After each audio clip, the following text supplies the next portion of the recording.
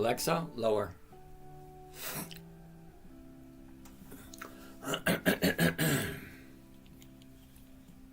Ooh, all right, let's do this. Let's do this. I won't do it. I won't do it. I won't do it. Do it. Cause I'm here. I'm there. I'm big back Hank. I'm everywhere.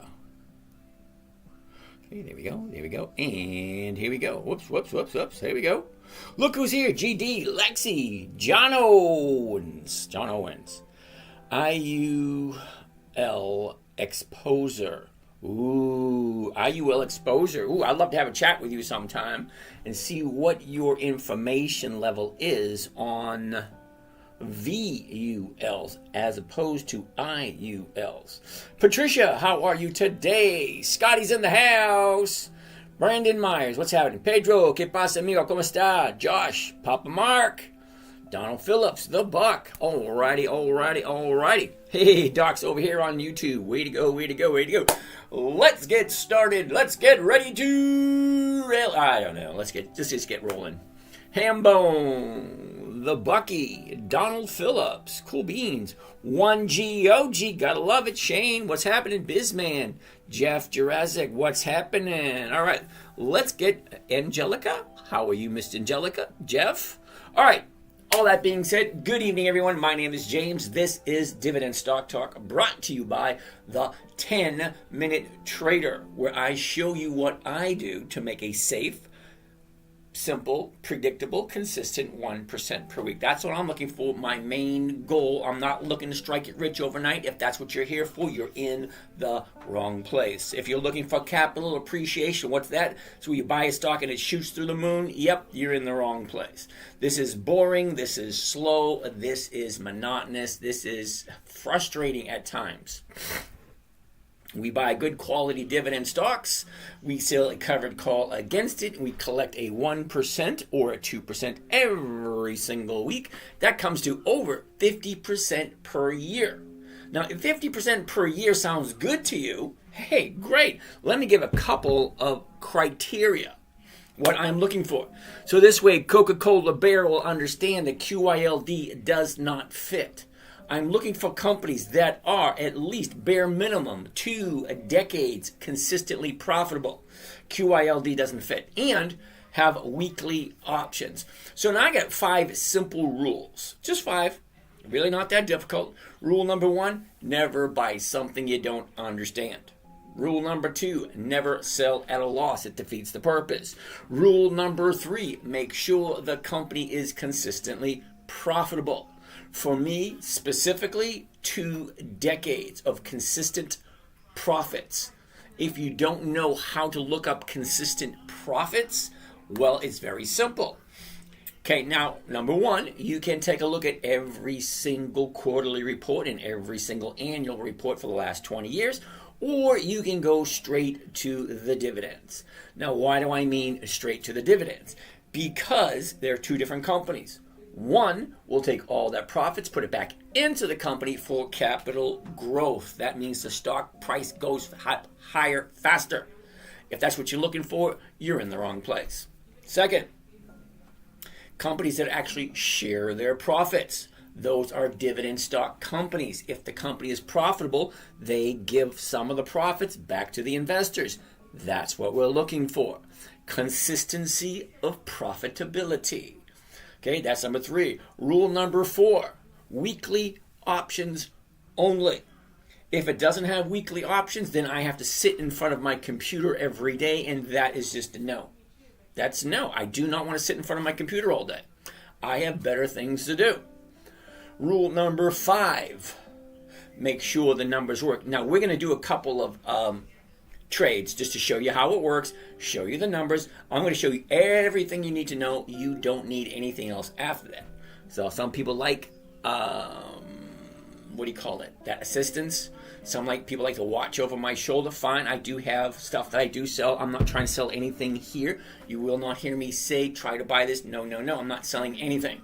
Get that out of your mind. Put your checkbooks away. I'm not trying to sell anything. I'm just sharing information. Okay, I have 2 criteria for the stocks that I look for. Just 2. Now, we looked last night. There's 9,000 918 different companies that you can invest in at any moment in time. 9,900. That's a lot of companies. Well, I have two criteria and only two. Number one, consistency of profitability, minimum 20 years. Second, weekly options. That's it. 20 years consecutive profitability and weekly options. That's it. So out of the 9,900 different companies, there's only about 300 that fit the category in which I'm looking for. All right, so we got some questions over here on YouTube. Let's see what they are. Pawa, how are you today? Carmen TV, can we see what you earned? Sure, why not? Oh, Doc wants to look at ASTS. Hold on there, Doc. ASTS. We'll take a gander of that one in a little bit. Okay, so Shanky OK. I make an average of 1.2% on a weekly basis. So let's see if you got a little bit of math. Let's take a look at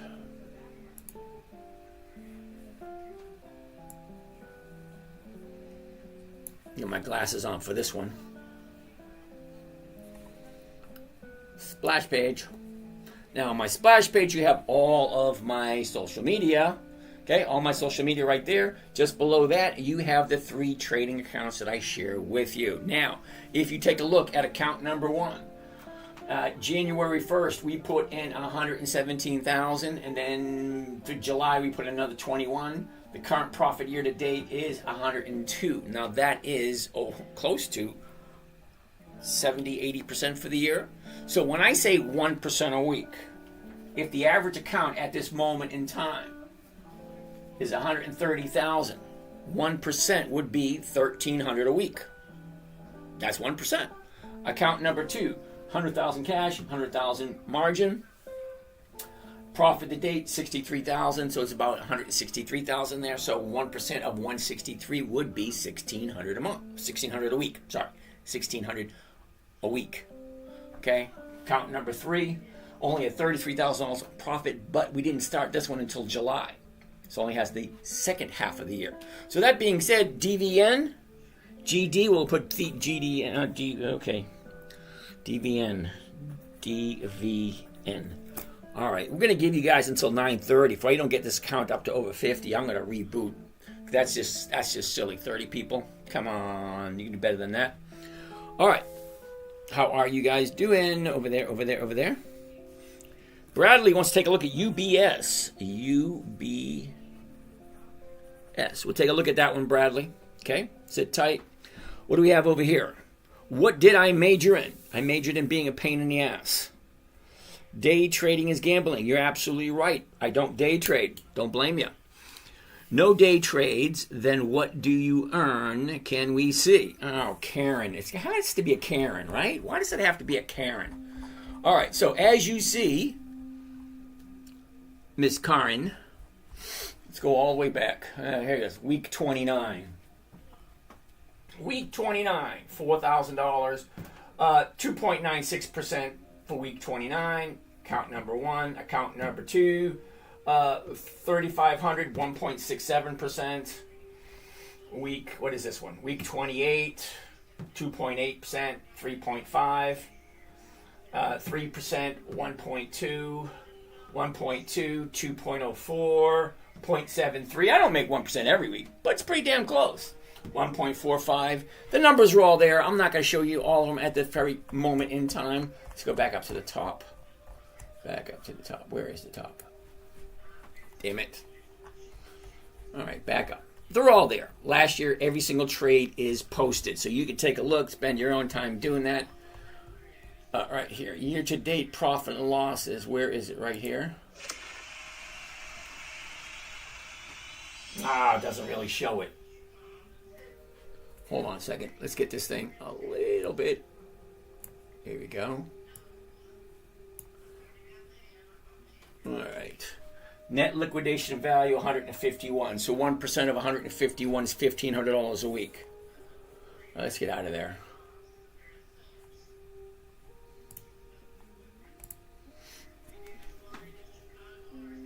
Profit and losses, 96,000. That's for account number 1. Account number 2. Profit and losses, 47. Ain't that good. Account number 3. 15,000. Yeah, that's the one that only had 33% return. Is what it is. Anyway, let's get out of there. Let's go out of that one. Let's go back to here. Let's start looking at some stocks so we have an idea of what we're looking at. Holy cow. Welcome from Omaha, Nebraska. Tell your money where to go and you will never wonder where it went. Hey, Bradley, I like that one. Okay, James wants to take a look at Applied Materials, AMAT. AMAT, and British Petroleum. Okay. USB, we already have that one down, have that one down, have that one down, have that one, have that one. Okay, what else do we got? Hello, can you check your YouTube? It's lagging. Uh-oh.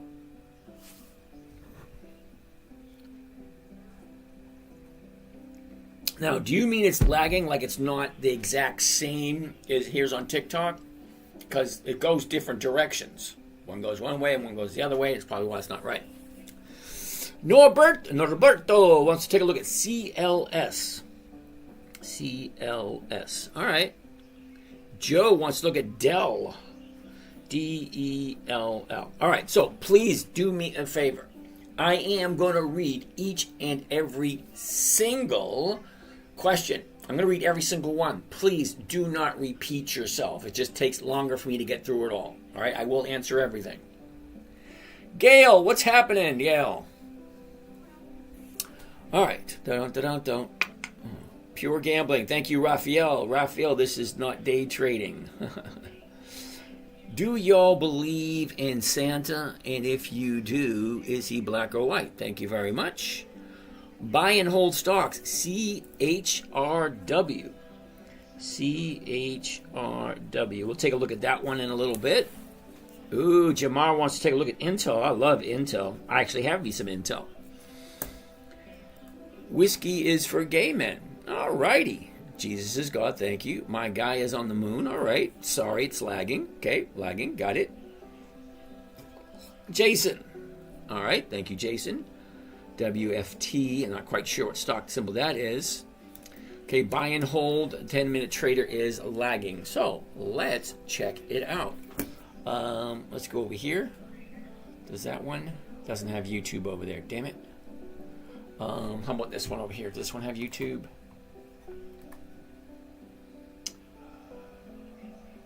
Uh-oh. Oh, okay. Trying to remember the passwords for these. YouTube. There we go.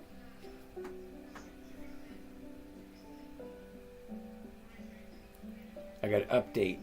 All right, so YouTube is updating, and I'm going to check out that in a little bit. Oh, all right, Norbert, ATKR. Dude, what are these things? ATK. All right, we'll take a look at that in a minute. Andrea, I have been rolling out for 8 weeks. I now get the covered call. Okay, Andrea. What's the stock that's the highest percentage in your portfolio? Ooh, I think that would be U.S. Steel.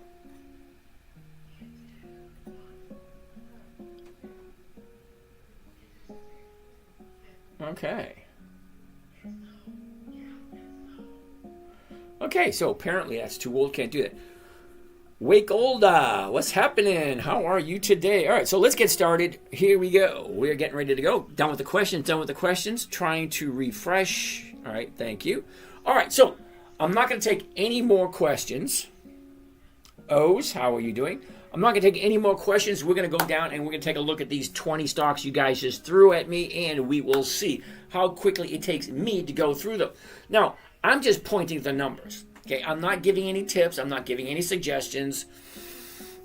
Forgot about President's Day. Nothing wrong with that. All right, so let's go back to here. All right, so we're going to hold up on all the questions. Let's start off with ASTS. I have no idea what the hell ASTS is. Okay, ASTS. All right, you need glasses for this one.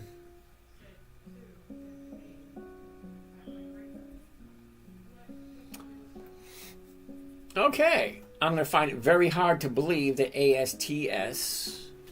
Let's take a gander at how often they increase their dividends. ASTS. ASTS. Only because I've never heard of them. Okay, so I've been doing this long enough. I know I'm pretty good at who there are no dividends. Okay, so if there are no dividends on this stock, who recommended it? I mean, think about it. The name of the show is Dividend Stock Talk. The very first word should give you a clue. Dividend Stock Talk. Okay, this has no dividends. It's no. Why are we bothering with this? No to that one. DVN. I love DVN. Devon Energy. DVN. Here we go. DVN. Dum da da dum dum. Love it. Here's the high. Here's the low. Here's where it was. Here's where it is. Look at it. It goes up, down, up, down, up. Love it. Love the movement. Because you're going to buy stocks at the bottom of the year. That's where you're going to make the most money. Buying low, selling high. Okay, buy low, sell high. We've heard it over and over and over again. Buy low, sell high. Well, you can't get much lower than the low of the year, which is right there. Okay, that was just a couple of weeks ago. So let's take a look at the numbers. Remember when I told you the numbers all have to work? Well, I'm looking for a simple, safe, predictable, consistent 1% per week. How do I get that? Well, a covered call. Simple. The two simplest strategies is one, buying the stock. That's the simplest strategy. However, there's no predictability to it and there's no profitability to it until the stock moves. A covered call, I could buy it and sell it at the same time. Let me explain. A covered call is where you buy the stock, you sell the stock option against it, the exact same price you paid. So the stock doesn't have to do anything. It can just sit there and still make 1% a week. That's what I'm looking for. So let's take a look. 34.64 was the last trade on Friday. It's currently going 35. The 35s are going for 80 to 99. Well, hell yeah, that's more than 2%. What do I mean 2%? Well, if I'm buying it at the current price. Now, keep in mind, first thing tomorrow morning when the market opens, all of these numbers, the stock numbers up here, the option numbers down here are all going to change. Every 2 or 3 seconds, the numbers will change. You've seen it on TV. You've seen blink, blink, blink, change, change, change, blink, change, blink, change, blink, blink, blink, change, change. That's all they do all day long until the market closes. Once the market closes, they stop. And that's where they are right now. 34.64, I can buy it at 35. The 35 is going for 80 cents. Let's do a quick covered call at the 35. See what it looks like. All right? Why not? All right. Don't. All right. A year ago, we're at 43. Okay. The high of the year was in the middle of April last year, 55.03. Well, look where she bottomed out towards the end of December. Look at the last 90 days. Okay, 39. She jumped all the way up to 40, drops all the way down to 30. And then she shoots back up to 39, back down to 33. Now we're at 34. All of it up, down. This is the 90-day period, the last 3 months. Okay, down, up, down, up. Well, you really can't confuse that with very much of anything else. The last 30 days. Here's the last 30 days. Your 30-day high, 30 days ago. Your 30-day bottom, was that last week? No. Not last week, but the week before. Okay, the week before. Now she's going to the upside. Well, we know where it's going. Okay, makes sense, right? So let's do a quick trade so I can show you exactly what a covered call looks like. All right, covered stock right there. Now we're just going to do it at the 35 right there. There's the 35. I just want to do one contract. Now, for those of you who think I might be going a little too fast, I got a lot of stocks to look at and only 2.5 hours to do that. So we are going to go and record everything you see here on the screen. There are 2 recordings happening at this moment in time on YouTube. Recording number 1 is me standing in front of the computer, okay, in front of the screen. recording number 2 is just the screen. Full screen, okay? That's what it looks like, just the screen alone, because you'll get a better idea of what all the numbers look like. You're not going to see these little tiny numbers on your phone or on your laptop. Okay, but on a big screen TV you will. That's why it is broadcast live on YouTube. All right, so here's the order. Are you ready? Buy one covered call DVNs, Dividend Energy, 100. That is the weekly option. 21 February 25, that is this coming Friday, which means I'm buying the stock tomorrow morning. I own the stock. I can do what I want. I am selling at the exact same time. I am selling a stock option, a call stock option, also known as a covered call, giving or selling somebody the rights to buy it from me for basically the exact same price I paid for it. What am I collecting? I'm collecting the premium, which comes to $108.50 per contract. Each contract, $108. Okay, so how do we figure out what the rate of return is? Simple. We take the maximum profit right there, 108.50. Bring up my calculator. Clear that, 108.50. And then we divide it by the amount of money it cost for the trade plus commission and fees. And that is $33.92. $3,392. And that comes to a grand total of a 3.19% for 1 week, which is basically 4 days. Because there's no trading today, but Tuesday, Wednesday, Thursday, Friday, 4 days left, we can get that 3.19% if you like Dividend Energy. Now, this is not a recommendation. This is just me pulling up the charts, pulling up the numbers, and reading what it looks like. What does it sound like? What does the chart tell us? Okay? What do the numbers look like? Remember, simple, safe, predictable, consistent. Predictable, I know what I'm making before I even do it. Consistent, I can do it every single Friday because this thing has weekly options. Now, you may think it's a lot of work, but here's the thing. Okay, here's the catch. It is going to take a little bit of work. So, 5 or 10 minutes every day, I look at my account. Okay, 5 or 10 positions, great. Well, what did I buy Ford for? Okay, I bought it for $9.53. Well, what's it at now? $9.48. Okay, what do I do? All right, next, CVS. All right, what did I buy it for? Where is it at now? Okay, what's happened? Okay, fine. What's next? MPW. Oh, what did I buy that one at? Where is it at now? Blah, blah, blah. You know, so on and so forth. It takes 5 to 10 minutes. Once you get the hang of it, it's not that difficult. Okay, number 1, never choose something you don't want to own. If you don't understand it, don't buy it. That should be number 1. If you don't understand what the company does, if you don't know whether or not it has dividends, whether or not it's increasing profitability, what their book value is, what kind of debt ratio, if you don't know all that stuff, don't be playing this game. Okay, this is a game for money. We're actually in it, and the money can get big. So 1% a week is over 50% per year. You can basically double your money every 16 months. Every 16 months. That sounds nice to me. That works for me. All right, so I like that one, 3.2. Let's keep on going. I'm not going to answer any questions. I'm just going to keep going through the stock list you guys gave me, and then we will take questions after that. Next on the list, UBS. Isn't that U.S. Bancorp? UBS. No.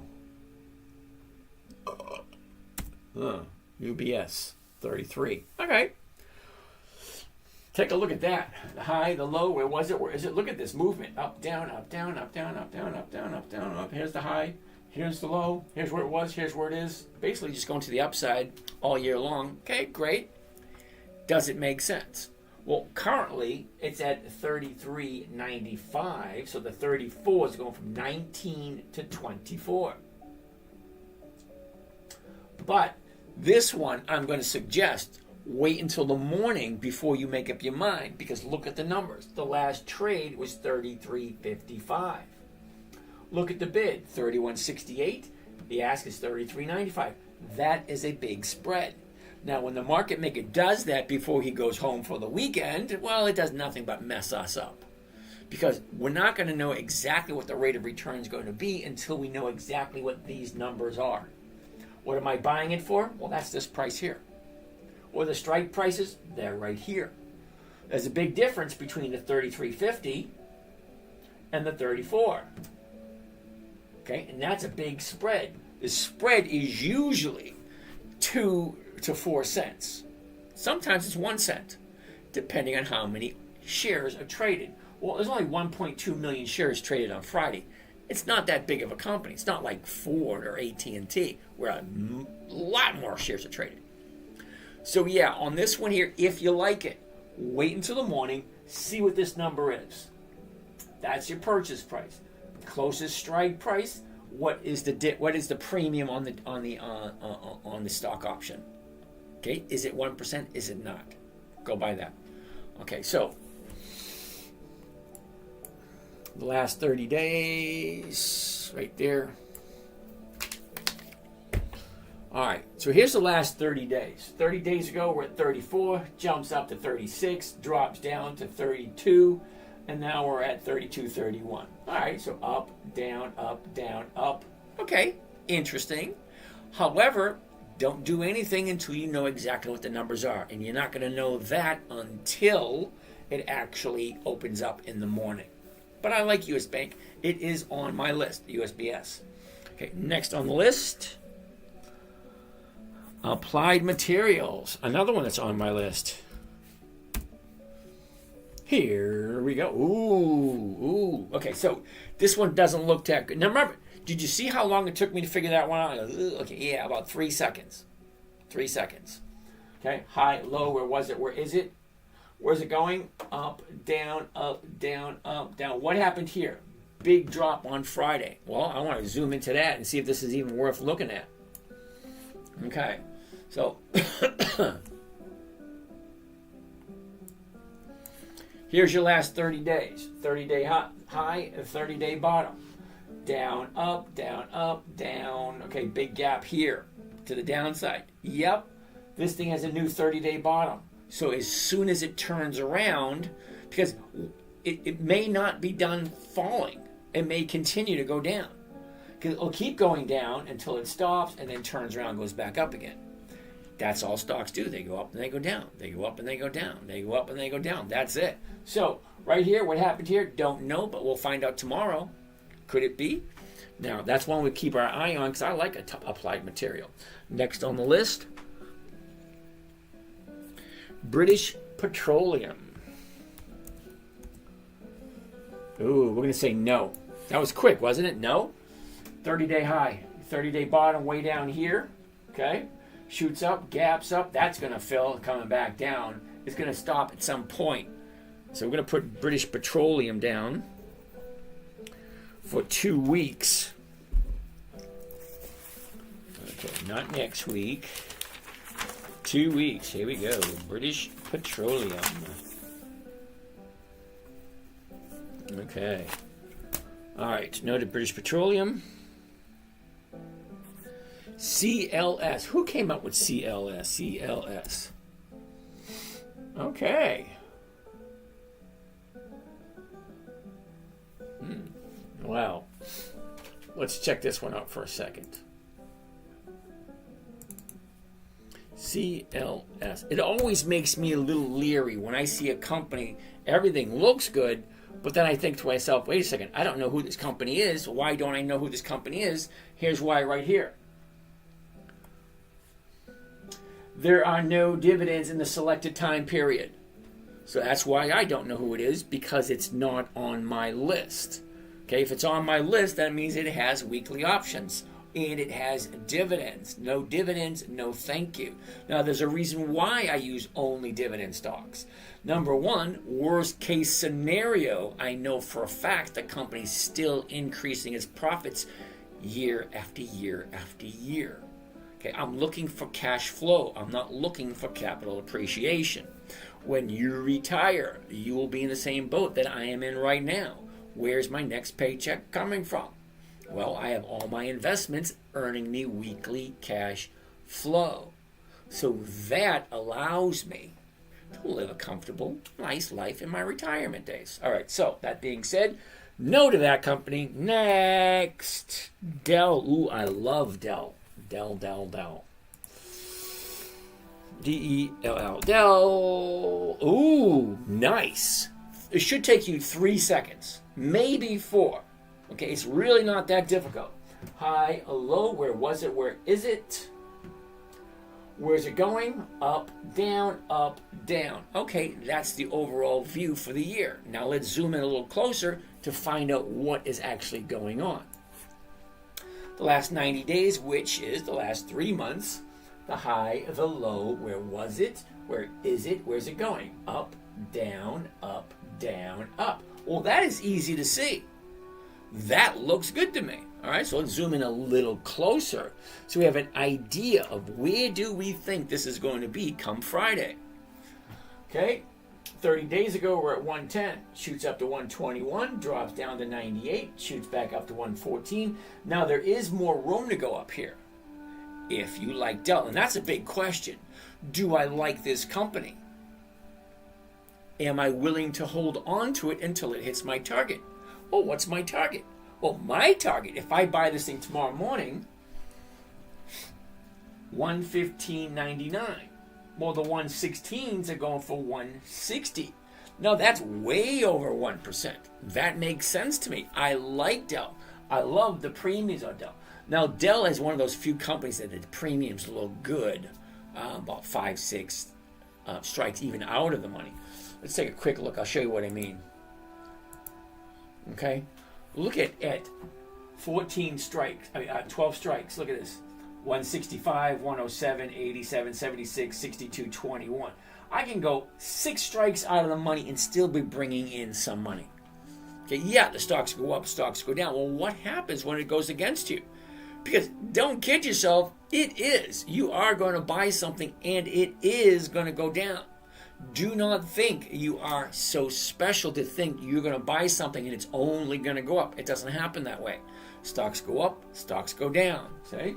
Stocks go up, stocks go down. Stocks go up, stocks go down. Stocks go up, stocks go down. That's all they do. Okay, so that being said, I like Dell. I am going to write it down.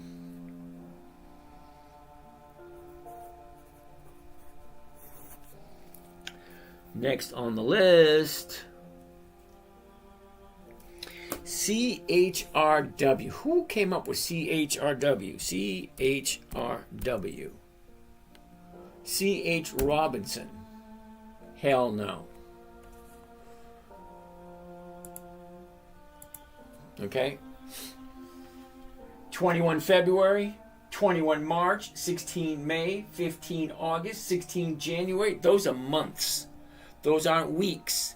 That means this is a monthly optionable stock. That means no. Monthlies just don't work. Okay? Sorry to say that for you guys. They just don't work. Okay. Intel. I love Intel. I actually have some Intel. INTC. Intel. Look at the numbers for Intel. Here's the high, here's the low, here's where it was, here's where it is. Look at the movement. Sideways down, sideways down, sideways. We're at 2360 at this moment in time. Okay, so if I'm buying it for 2360, 24s, 25s are going for 45 cents. These numbers, again, you're going to have to wait until the morning to see these things more accurate.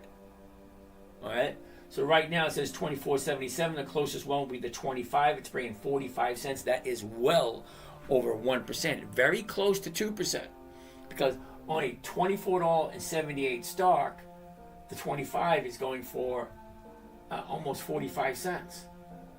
So 24.78 and 24.78 is 48, about 49. So almost 2%, almost. But do you like Intel? That's a big question. If you like Intel, does it make sense? All right. Next,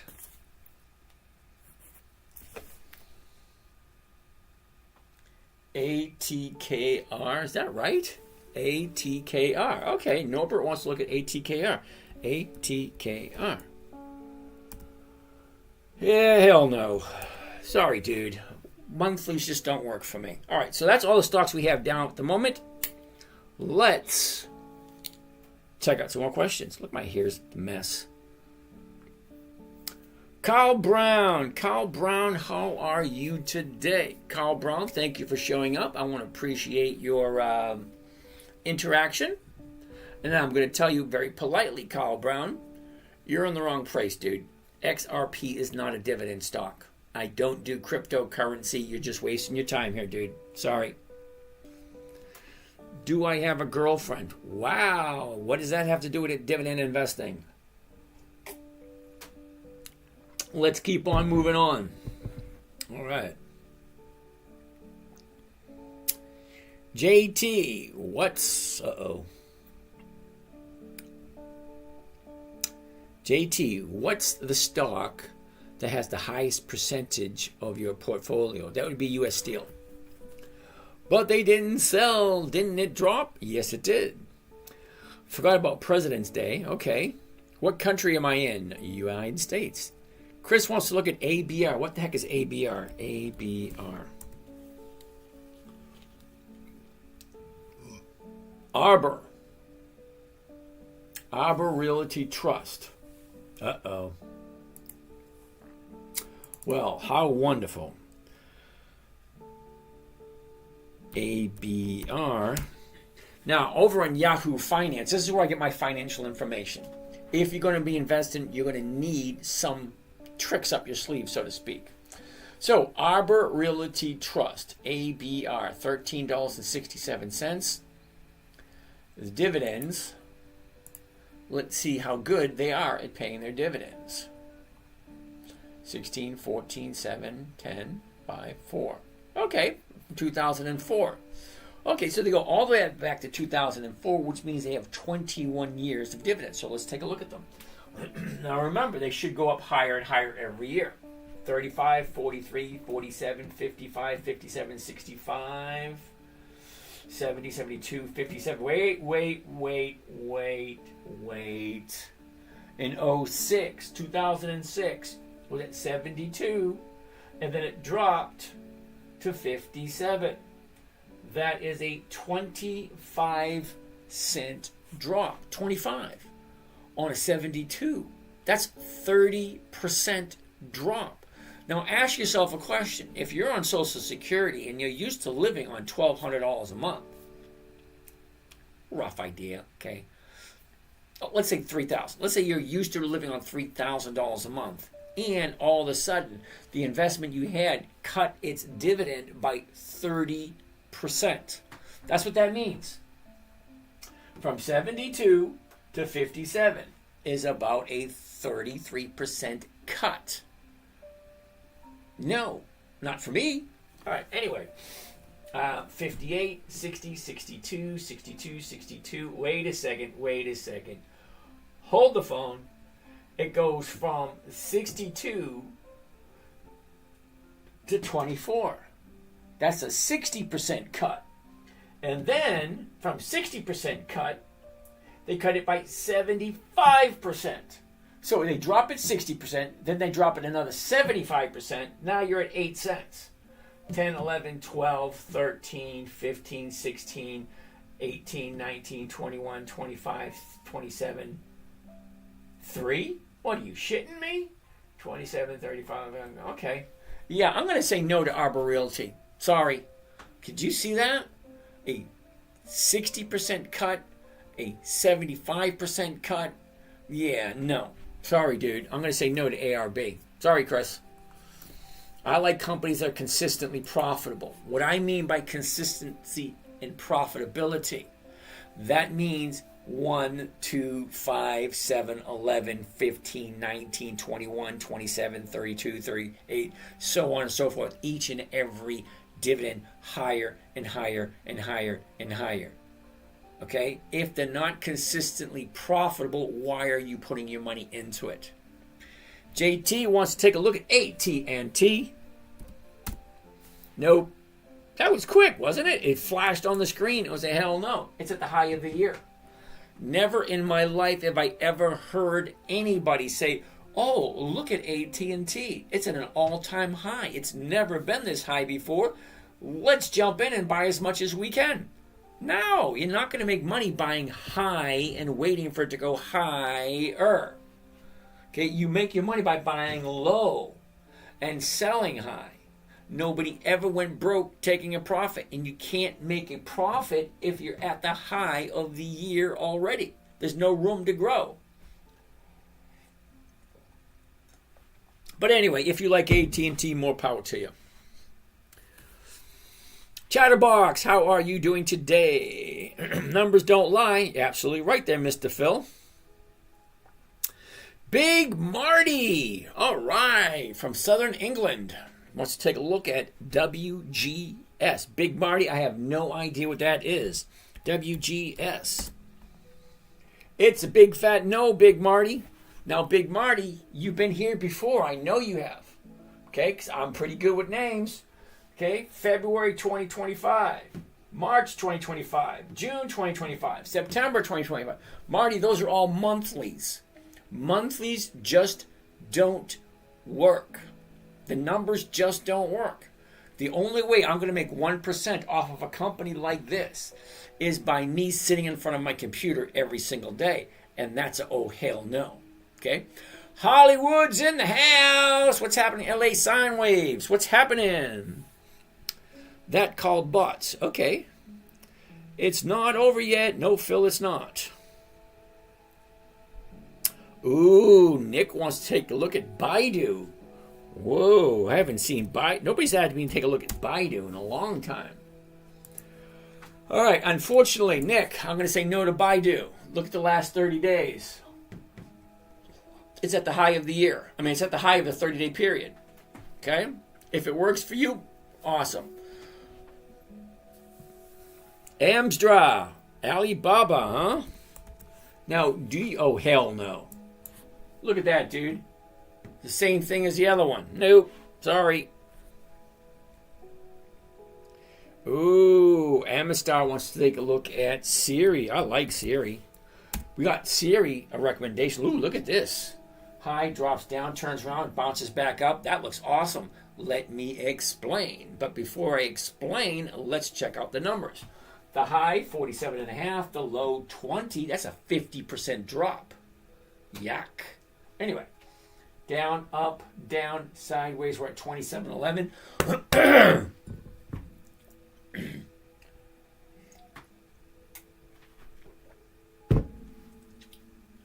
27.46 to 27.50. 35 to 40. That's well over 1.5%. That looks good to me.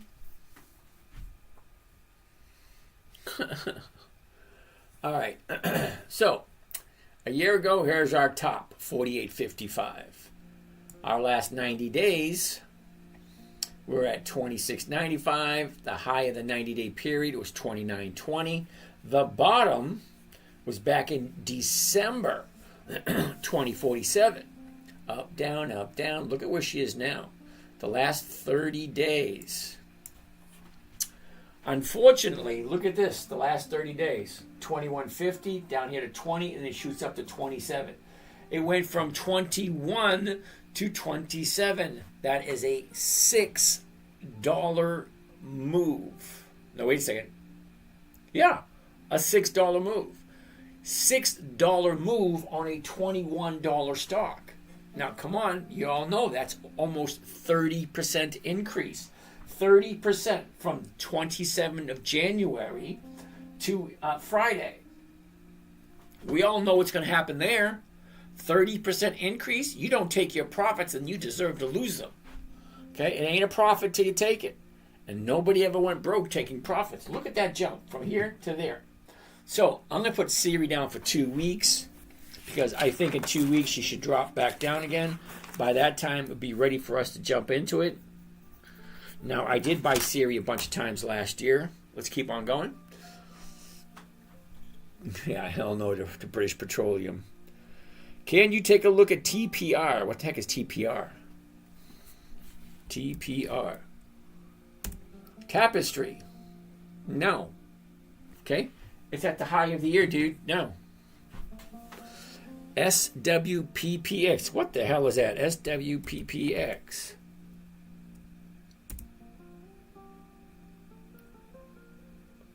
Dude, what the hell is that? It looks like snowflakes. Oh, hell no.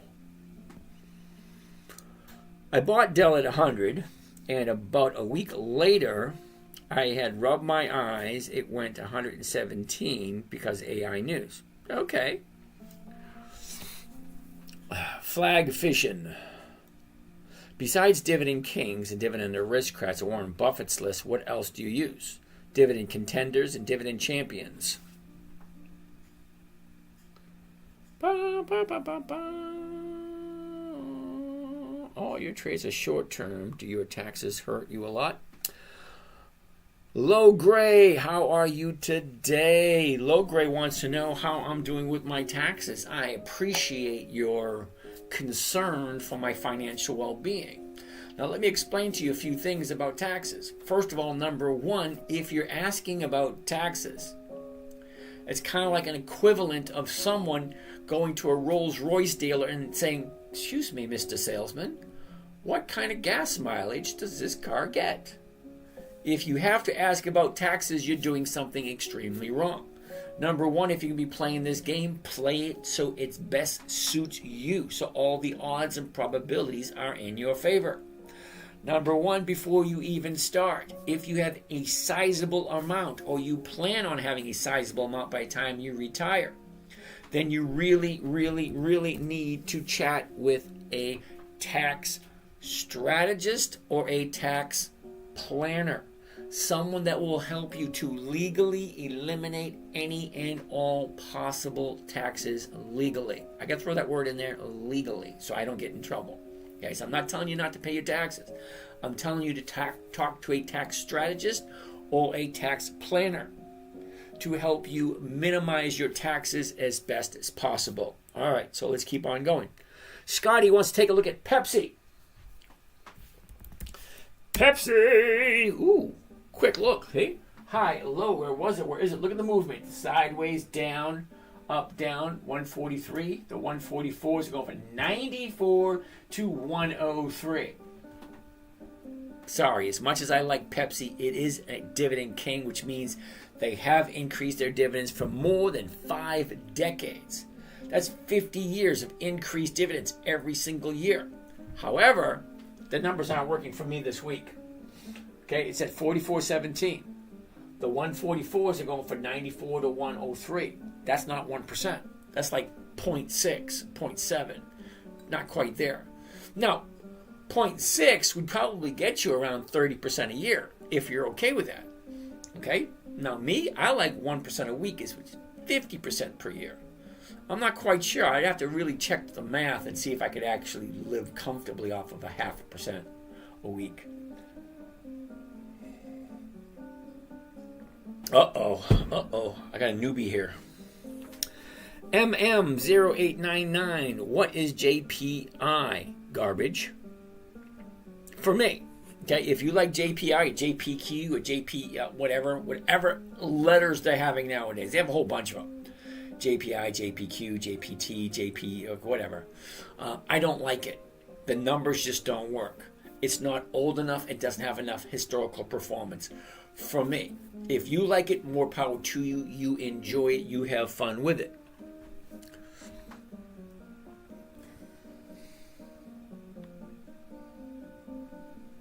We got to reboot YouTube, having an issue.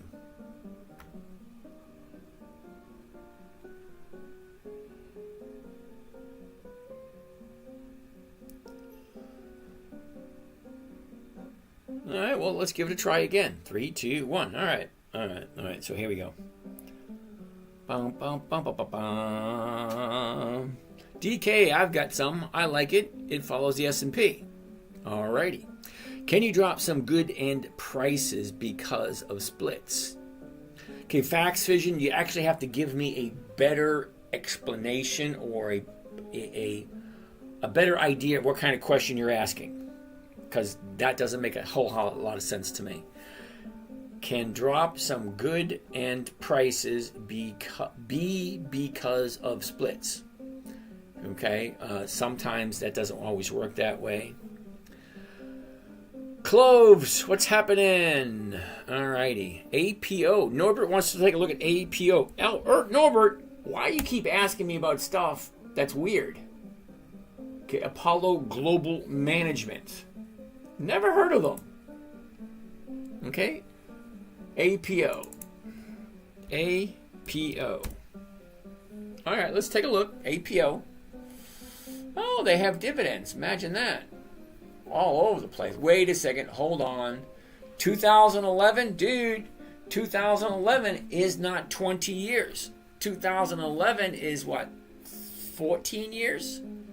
Okay, now it might be good for you, but I like 20 years. Let's take a look at the numbers for the fun of it, just because we're here. All right, Norbert, here we go. 22, 24, 20. That's going backwards, Norbert.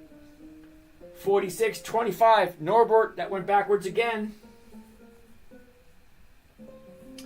24, backwards. 40, 105, 57, backwards. 132, 101, backwards. 108, 84, backwards. 46, that's a 50% drop. 73, 86, 33, 60% drop. 42, 35, drop. 28, drop. 25, drop. Hell no. Come on, Norbert. Do you know what consistency of profitability means? It means these numbers should be getting bigger. Bigger. Not up, down, up, down, up, down, up, down. No. That's not consistently profitable. Norbert, if you're going to invest your money, and I think it's great that you're taking the initiative of investing your own money. It's wonderful. You're ahead of a whole shitload of other people. Most people here in the United States spend more time planning a family barbecue than they do on their personal finances. I applaud you for at least making the effort. But when I say, for me, this may be, you might like APO, I'm not knocking the company. I'm just saying I'm not going to do it because they're not consistently profitable. Okay, this year they made 2015, 86. February, which is 3 or 4 months later, they're down to 33. That's more than a 60% drop. Okay, then it goes from 33 to 42, then it goes back to 35, then to 28, then to 25. A couple of months ago, it was at 86. Now you're down to 25? Oh, hell no. That's a 75% decrease from here to here. 75% decrease.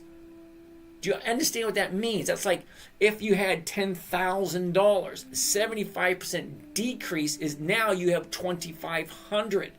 That's a big, huge freaking number. Okay, before you buy anything, Norbert, always, always, always check the numbers. Are they consistently profitable or are they not? Okay. Tracy, can I have mod? I watch your videos every day. I am not lying. Okay, Trey, we will see. Okay, if I see you here consistently, this is the first time you've actually pointed out that you're here and you actually have an interest. So here's the thing. You show up 3 or 4 or 5 for a whole week. Show up every single day for a whole week and mention that you want to be a moderator. Okay, I got no problem with it. But I like to see consistency. I like to see people who show up all the time. That's all I'm asking for. Carter Wilson, hello, Charlotte. Is this you teaching how to trade? Charlotte, yes it is. Thank you for noticing. Darren, how are you? Can we take a look at ADI? Darren, of course we can take a look at ADI. I don't know why. I've never heard of it. ADI. Oh, there it is. It's at 214. Let's see how wonderful they are at paying dividends. ADI. Okay, hold on. It may be a good one. Don't know. Okay. Looks good so far. Looks good so far. Interesting. 2004. All right. So this is ADI. All right. So from 2004, that's 20 years ago. 6, 10, 12, 16, 18, 20, 22, 25, 30, 34, 37, 40, 42, 45, 48, 54, 62, 69, 76, 86, 92. Nice! Consistently increasing. That's awesome. All right, so let's take a look at the charts then. ADI, here we go. Here's the high, here's the low, here's where it was, here's where it is. Look at the movement. Sideways, up, sideways, down, up, sideways, down, up. Okay, 214 to 215 is it going for? Holy shit. Those are some nice numbers. Well, let's take a gander at them. Hold on a second. We got a bunch of questions over here. Are my futures traders? No, I am not.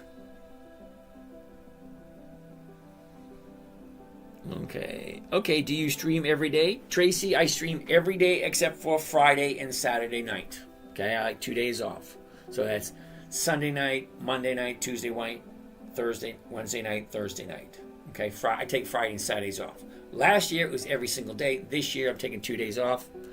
Terribly sorry.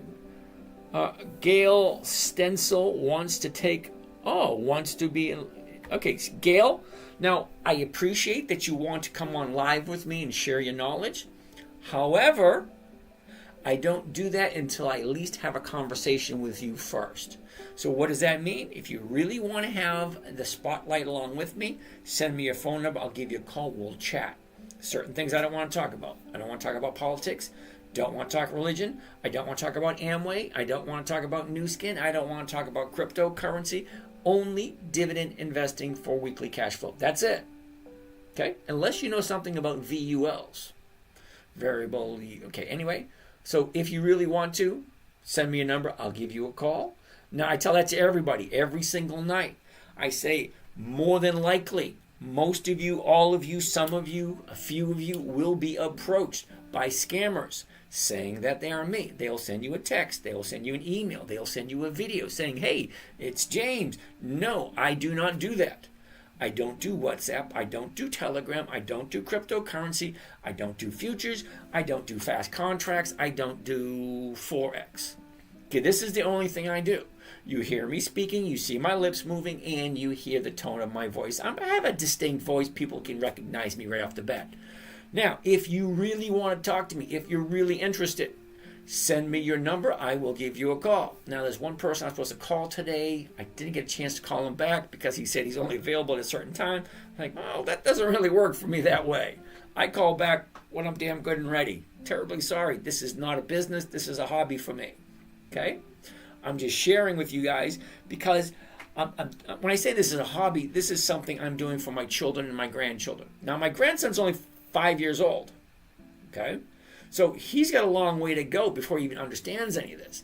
But I'm doing a video every single day so that my children and my grandchildren will know what I did to get to where I am before I pass away and give them all the money that I have. Maybe I will, maybe I won't. I don't know. But at least I'm starting now. Well, I started a couple of years ago. So hopefully it's a legacy that I can leave behind that my children and grandchildren will appreciate. You guys just get to be the beneficiaries of listening to what I'm doing. And if you want to do the same, great. Don't listen to a damn word I say. Do your own research. If I say something that sounds right or sounds interesting, do the research yourself.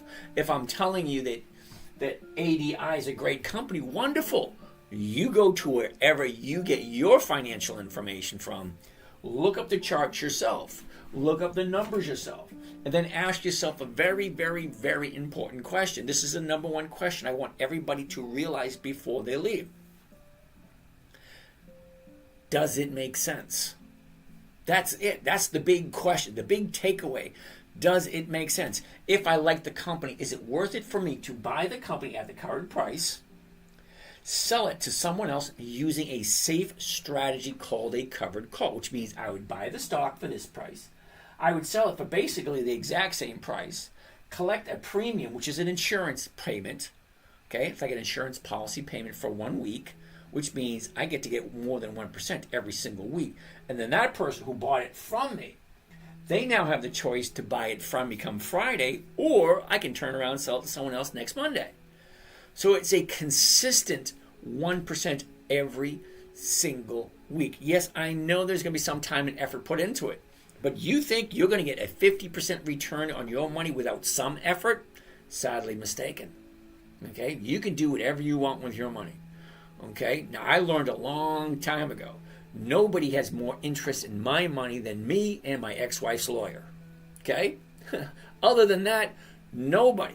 There's not a single hedge fund manager that I've ever heard of, or a money manager that I've ever heard of that has more interest in your money than you do. It just doesn't work that way. It's just not the way the game is played. All right. ADI. Let's take a look at it because the numbers look kind of interesting. So let's get the specs. And a year ago, here we go. A year ago, we're at 188. We bottomed out in the middle of April of, gotta prove that I'm human. I'm not human. I'm a meat puppet. All right, 418 is our bottom, 183.35. A couple of months later, in the middle of July, there's the top, 243. Well, look at the last 90 days. Now, you'll notice I do the exact same thing over and over and over again. I want to show you something just quick. I don't know how quick it's going to be, but let's take a look at it just to show you what I'm doing. Splash page. Okay, that takes you to all of my social media. Now we're going to go to my YouTube channel. Now, something specific I want to show you. Videos. Oldest videos, it goes all the way back like 15 years. Where is it? This one right here. Okay, from 2013. Good afternoon, everyone. This is James coming to you from the 10-Minute Trader, and money makes life easier. 100 shares of these. Okay, what do you see here? This is from 2013. I've been doing this thing since, I don't even remember. I don't remember. But this is a video I did in 2013. Look. The 1-year chart, the 90-day chart, the 30-day chart. And what does it say? Moving sideways all year, last 90 days, looking at a channel close to 2-year high. Okay. 2-year high, 90-day channel. Last 30, still in that channel, looking for the dividend to make a push upwards. Right here. Okay. Nice. That was 15 years ago. And here I am saying the exact same things. Let me get out of here. Okay. I go from the 1-year chart to the 90-day chart to the 30-day chart. And I've been doing it for the past 15, or more than 15 years. And the reason being, because, let's go back. Hold on a second. Let's do this real quick like. Okay. What am I looking at in the 1-year chart? Well, I want to see 5 different things. I want to see 5 different things in each and every chart I look at. Number 1 is where's the high? It's right there. Number 2 is where's the low? It's right there. Number 3, where was it a year ago? Because this is the 1-year chart. A year ago, it's right there. And where is it now? Well, it's right here. And then number 5 is just take your little finger and trace it out. Sideways, up, down, up, down, up. It's not that difficult. Now that's the 1-year chart. It takes 3 seconds. 3. High, low, was, is, movement. That's it. 3, maybe 4 seconds. Okay, so now let's go to the 90-day chart. Now the reason I want to go directly to the 90-day chart, it gives me the same 5 things. High, low, where was it, where is it, what's the movement, up, down, sideways, up, down, up. Okay, same thing. But here on the 90-day chart, I'm looking for a pattern. Is there one? Yeah, there is. Up, down, up, down, up, down, up. Well, where do you think is going to go next?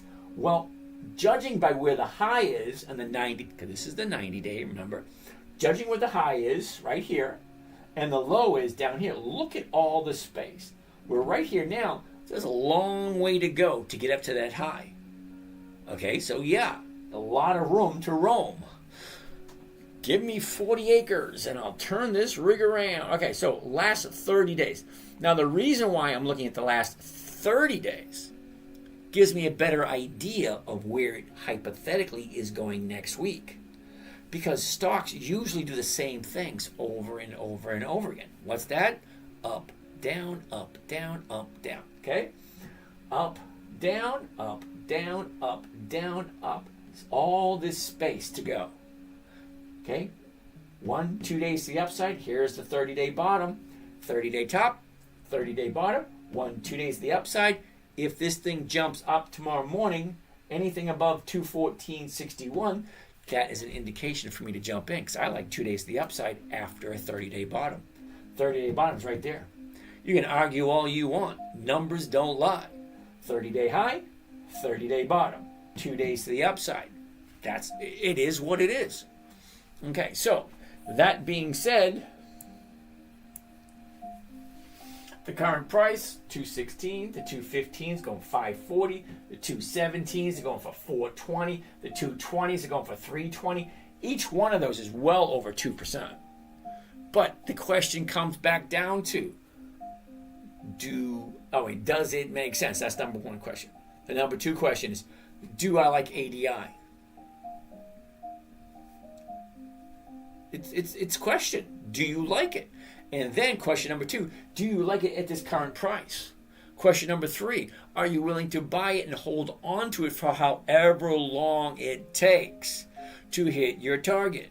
So if you're buying it here, let's go back to the chart again. Oh, better yet, let's look at this chart. Oh, look at that chart. Okay. Down, up, down. Look at this. Nice, predictable movement. Okay. Ask yourself the question, does it make sense? Do I like this company? Is this something I want to buy and hold on to until it hits my target? Well, if it's here now, let's go over this side, makes it easier to see. If it's here now, and the high is for the 90-day period is right here, and it's in an upward trend, well, over the last 90 days, this is the absolute bottom right there. You're going to make money buying low and selling high. Buy low, sell high. You hear it all the time. Okay? 30-day bottom, actually 90-day bottom, 1, 2 days to the upside, and look at all the space it has to go keep going. So if you like it, great. There it is. That's okay. I'm going to write that one down. ADI. All righty. Uh-oh. Don't. Again, drops and dividends because of splits. I'm great, sir. How are you? Chatterbox, awesome. Norbert, APO. What the heck is APO, Norbert? Norbert, what are you doing to me? APO. APO. Okay, Apollo. Didn't we look at this one earlier?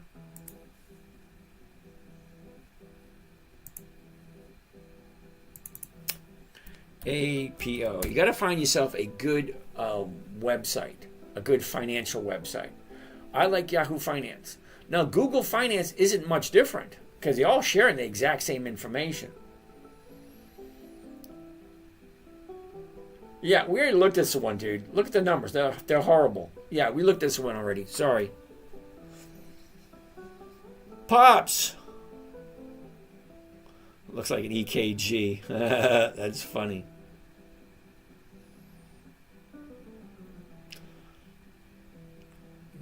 All right, okay. Here we go. Right here. B Cells 88 wants to take a look at Halliburton. Halliburton. H-A-L. Halliburton. Okay, interesting. High, low. Where was it? Where is it? Look at the movement. Up, down, up, down, up, down, up. Okay, it's at 26. 26.96. So the 27's going for 9 to 13. Okay, second. I'm going to put down hold for a second. This is another company that you're going to have to wait for the morning. Only because 26.16 was the last traded price. The bid, 26.25. The ask, 26.96. That's a 71 cent spread. The spread is usually 2 to 3 cents. Why is it showing 71 cent spread? Okay, so you got to wait in the morning, see what the numbers look like. But I like Halliburton. I actually own some. Okay, a year ago we were at 35.42, a double high at 41.50. That was back in mid-April. Okay, the bottom of the year was last week. Check that out. All right, 30-day high, 30-day bottom right here, up, down, up. So she's going to the upside after a bottom of the year right there. So make make a good decision. Is this a company I like? Well, who is Halliburton? Well, Halliburton's one of those government contractors. All right. Next, Norbert, we looked at APO. Ooh, Pops, Verizon, VZ. Let's go over to YouTube for a second. We haven't done all those questions. Okay, Trey, yes, I stream every day. Can't wait. I show up all the time. Stu, it's the first time I'm hearing from you. Satonic Space, you look like you married your sister. You know, it's funny. I got 13 brothers and sisters, and there's only 12 of us left. So the youngest one, why does the youngest one go first? That's just not right. But no, I did not marry my sister, but thank you for pointing that out. I'm not a futures trader. Charlotte, my man always trying to teach me to buy. I got no clue. Maybe I'll get it from you. Well, I appreciate that, Miss Charlotte. Now, Miss Charlotte, I'm going to tell you something that maybe your man has not told you yet.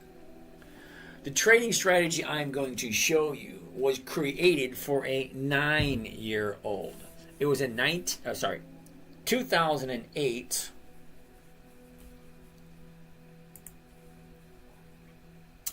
2008, my 9-year-old daughter jumps up on my lap and say, "Daddy, Daddy, Daddy, can you teach me what you're doing?"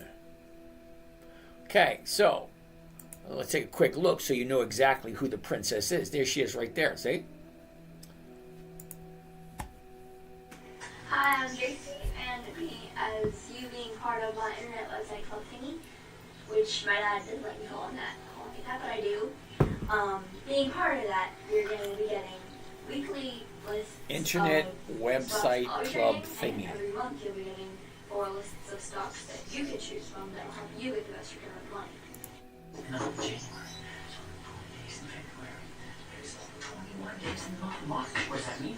That means every Okay, here comes my favorite part. You ready? there's a different company paying out dividends. Seriously. I'm picking just one company per month. Just one. That part makes me laugh every time. Now, the reason why I'm showing you that is just to show you that it was created specifically for my 9-year-old daughter. Now, I've been trading for 20 years, 2 decades, 20 years. The first 5 years wasn't really that great. I wasn't really that consistent. It wasn't until my 9-year-old daughter said, "Daddy, can you teach me?" So now I have to come up with a trading strategy specifically designed for a 9-year-old. She was not a Mensa student.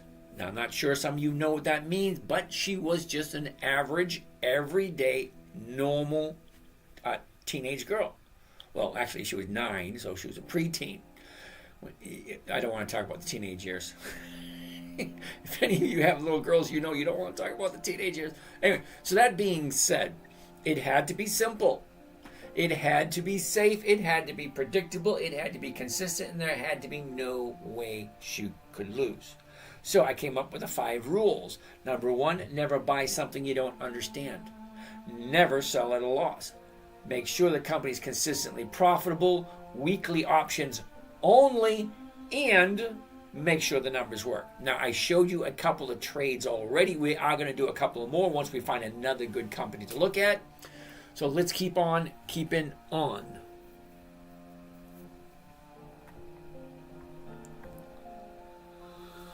Cloves, you, Texas Brown-Eyed Girl, way over there on Instagram. Texas Brown-Eyed Girl, how are you doing? Now, you've been here so many times, but yet you still haven't dropped off your number, so I haven't been able to give you a call. So when I say drop off your number, I will give you a call. All right? That way you know it's me. Okay, so Halliburton. All right, B-Cell, sorry about that, dude. Pops, Verizon. Let's take a look at Verizon. Did we look at Verizon already, VZ? Okay, yeah, it's going to be a no. Only reason I know is no this week. Okay, 30-day bottom, 30-day top. I never ever buy at the 30-day top. To me, it just makes no sense. Okay, I will put it down for 2 weeks, wait for it to come back down, then I'll take a look at it. So I'm going to put Verizon down for 2 weeks. Okay, next on the list. Okay, so Charlotte Hendry, I hope that made sense. It was created for a 9-year-old. Okay, created for a 9-year-old. It has to be simple, safe, predictable, consistent, no way to lose. 5 rules. Never buy something you don't understand. Never sell at a loss. Make sure the company's consistently profitable. Weekly options only. And then check and double check and triple check the numbers. Make sure the numbers work. 5 things. It's not that difficult. Okay, one step at a time. Charlotte, my neighbor, a goldsmith. My neighbor, a goldsmith, said she golds up. I have no idea what golds up M means. VW Jet. I've been staking ADA for a year and now haven't checked it yet. Think analysis nice has accumulated. I know there's a different return rates and whatnot. All right, VW Jet, you like ADA. ADA? ADA. Oh. There are no options with ADA, so terribly sorry, but that's a no. Sorry.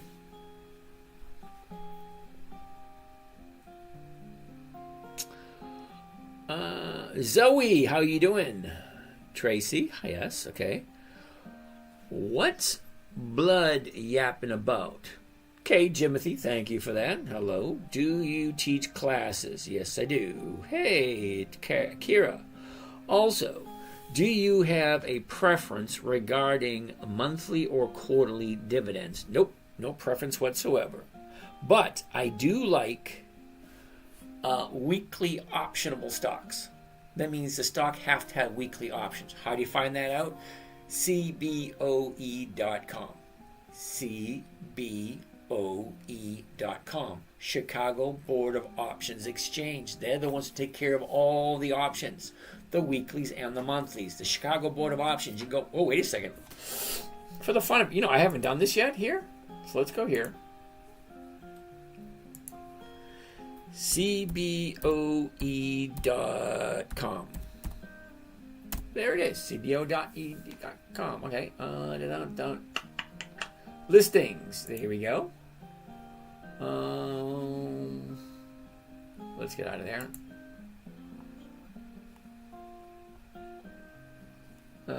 Search.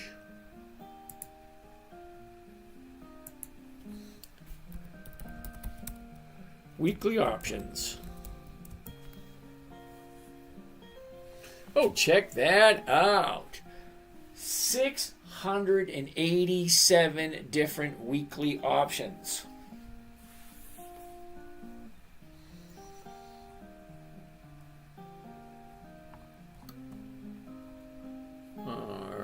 Right there.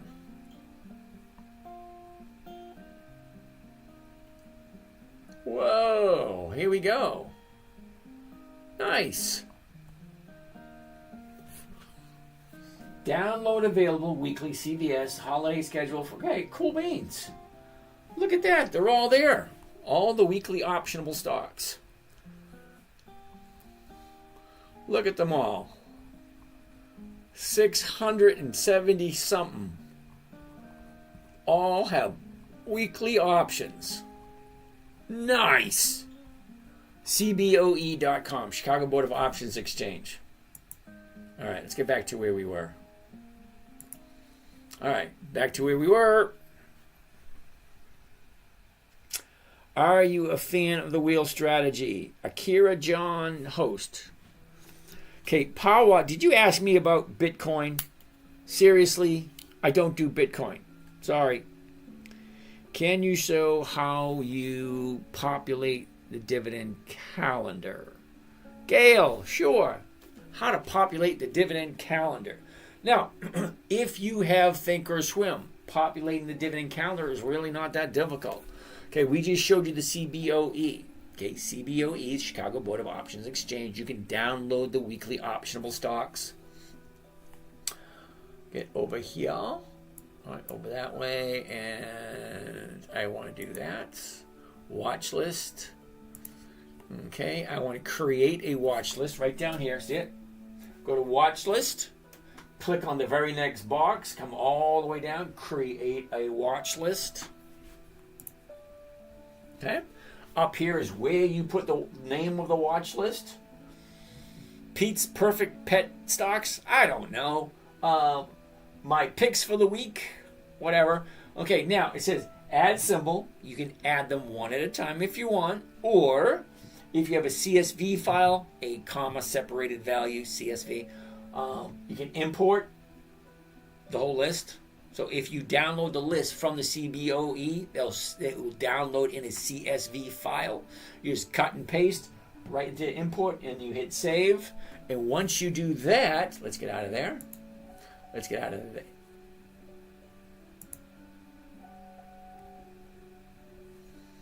And we come over here to the calendar. Okay, you click right there, and you come down to personal. Okay, and these are all the personal stock lists that I made. CBO weekly optionable stocks. And there you go. Every single weekly optionable stock that is available for this month, February 2025. We are in the 17th right now. Tomorrow's the 18th. Look what we have. ADM, Archer Daniel Midland, APO. We already looked at that one. COF, Capital One Finance. F, Ford. Okay, J&J, Johnson & Johnson. SO, Southern Company. UPS, well, that's the ups dudes. Okay, that's just for tomorrow. Those are companies. Look, Aflac, MPC, that's Moody's. Applied Materials, DFS, Microsoft. Nice. Look at all those companies. Most of them you probably heard of. Okay? All right. That's how you import into the dividend calendar on Think or Swim. I don't know which ones you guys are using, but it is what it is. Okay. David wants to take a look at Riley. Now, I do have some Riley, David, just so that you know. Interesting chart. High, a low. Where was it? Where is it? Look at the movement. Up, down, sideways. 413 to 417. The 450s are going from 11 to 14. Now, what does that mean? Think about it. If I buy it tomorrow morning. Now, I already have a bunch of Riley, so I'm not buying any more. I'm just an example. If I buy it tomorrow morning, I'm going to be paying $4.17 a share. Okay? That's the number right there. Okay, the closest strike price to the 417 is going to be either the 4, which is going for 24 cents, but you got to subtract the 17. Take the 17 out of there, and that brings you down to 7. No, is that right? 7. No. Yeah, it brings you down like 7 cents, which is 1.5%. Or you can do the 450s, and that's paying over 2%. I'd do the 450s, it's over 2%. Well, I already own some of it, so I don't mind getting some more. So let's take a look at the number. Because the 1-year chart, you can't really tell what's going on here when you're looking at the whole 1-year chart. Because a year ago, we're at $20, and then we shoot up to 40. That's a 100% increase. And then she drops from 40 down to 4. That's a 90% decrease. So it goes up 100%, drops 90%, and it's been going sideways for the past, what is that, 6 or 7 months? Well, let's take a closer look. A year ago, 16, we topped off at 40. That's more than 100%. Last 90 days. Here's your last 90 days. Look at that. Okay, 90 days ago, 480, shoots up to 620, drops all the way down to 4, back up sideways. Look at this. This is where we are right now. So this thing is coming down. Let's look at the 30-day to give a better idea of what we think we have coming up in the next couple of days. All right. So I wouldn't be jumping into Riley now only because Here's your 30-day high, and here's your 30-day low so far. Now, tomorrow, it could go lower. Okay? Wednesday, it could go even lower.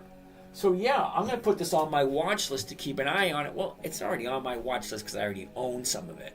So, I'm going to take a look. I'm going to keep my eye on that one to see if she goes down further. Because I got no problem whatsoever dollar cost averaging on it, even though I'm into it at 450. Because I'm into it at 450, which is right here. And not that much, you know. Anyway. Riley. Okay, next. Oh, Irizo back again. How are you today, Irizo? You want to take a look at Altria. Love Altria. They've been in business for over 100 years.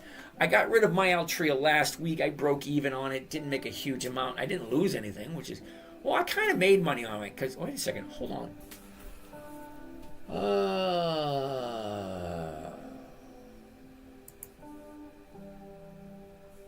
No. I'm not even going to bother with it. Hell with it. Not even going to look.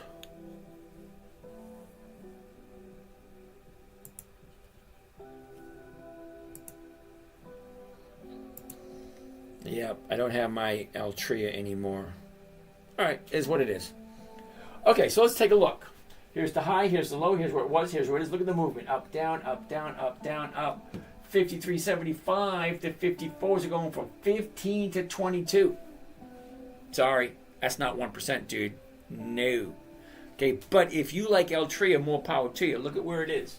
Here's the high. She pulls back. Now she's going back up again. Okay.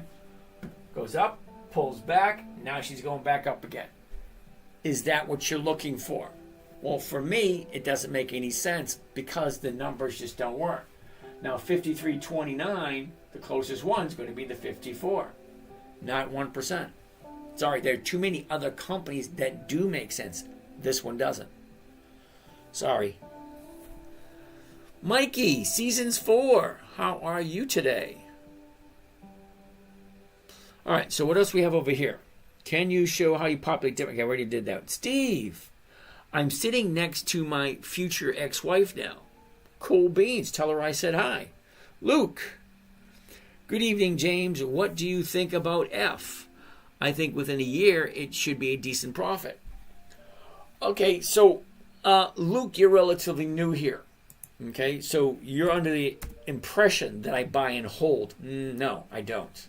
Okay, I buy, collect a nice little 1 or 2% profit every single week, and then I get rid of it. So I make over 50% a year doing that strategy. Simple, safe, predictable, consistent. It works for me. Okay, I'm not looking for capital appreciation. Yeah, you are right about the possibilities with Ford. Ford hasn't been down to 9 all year. Okay, it broke 950 last week. It hadn't been below 950 all year. Well, now it finally did. So you can buy Ford at the low of the year. Now, the nice thing about Ford, it's currently, the stock price is currently below the book value. Okay, now, I don't know if you understand what book value means. Let's go over to Yahoo Finance. Okay, statistics. Okay, you should get comfortable with looking up information. Okay, here's the book value right here. Book value per share, $11.31. Okay, the forward dividend, the forward annual dividend yield, 7.9. If you're into that stuff, I'm not. Okay, I don't buy anything to hold long term. Long term for me is 30 days. Longest I've ever held anything is 9 months. In that 9 months, I collected 3 dividends and over 30 premiums, which means every single week I got something from it. All right, so that's Ford. I like Ford, and the dividend is, the EX date is Tuesday, isn't it? Hold on, let's get out of there.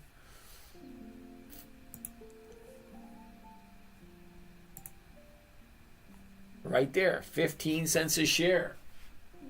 Okay, 15 cents a share for Ford on the 18th, which is tomorrow.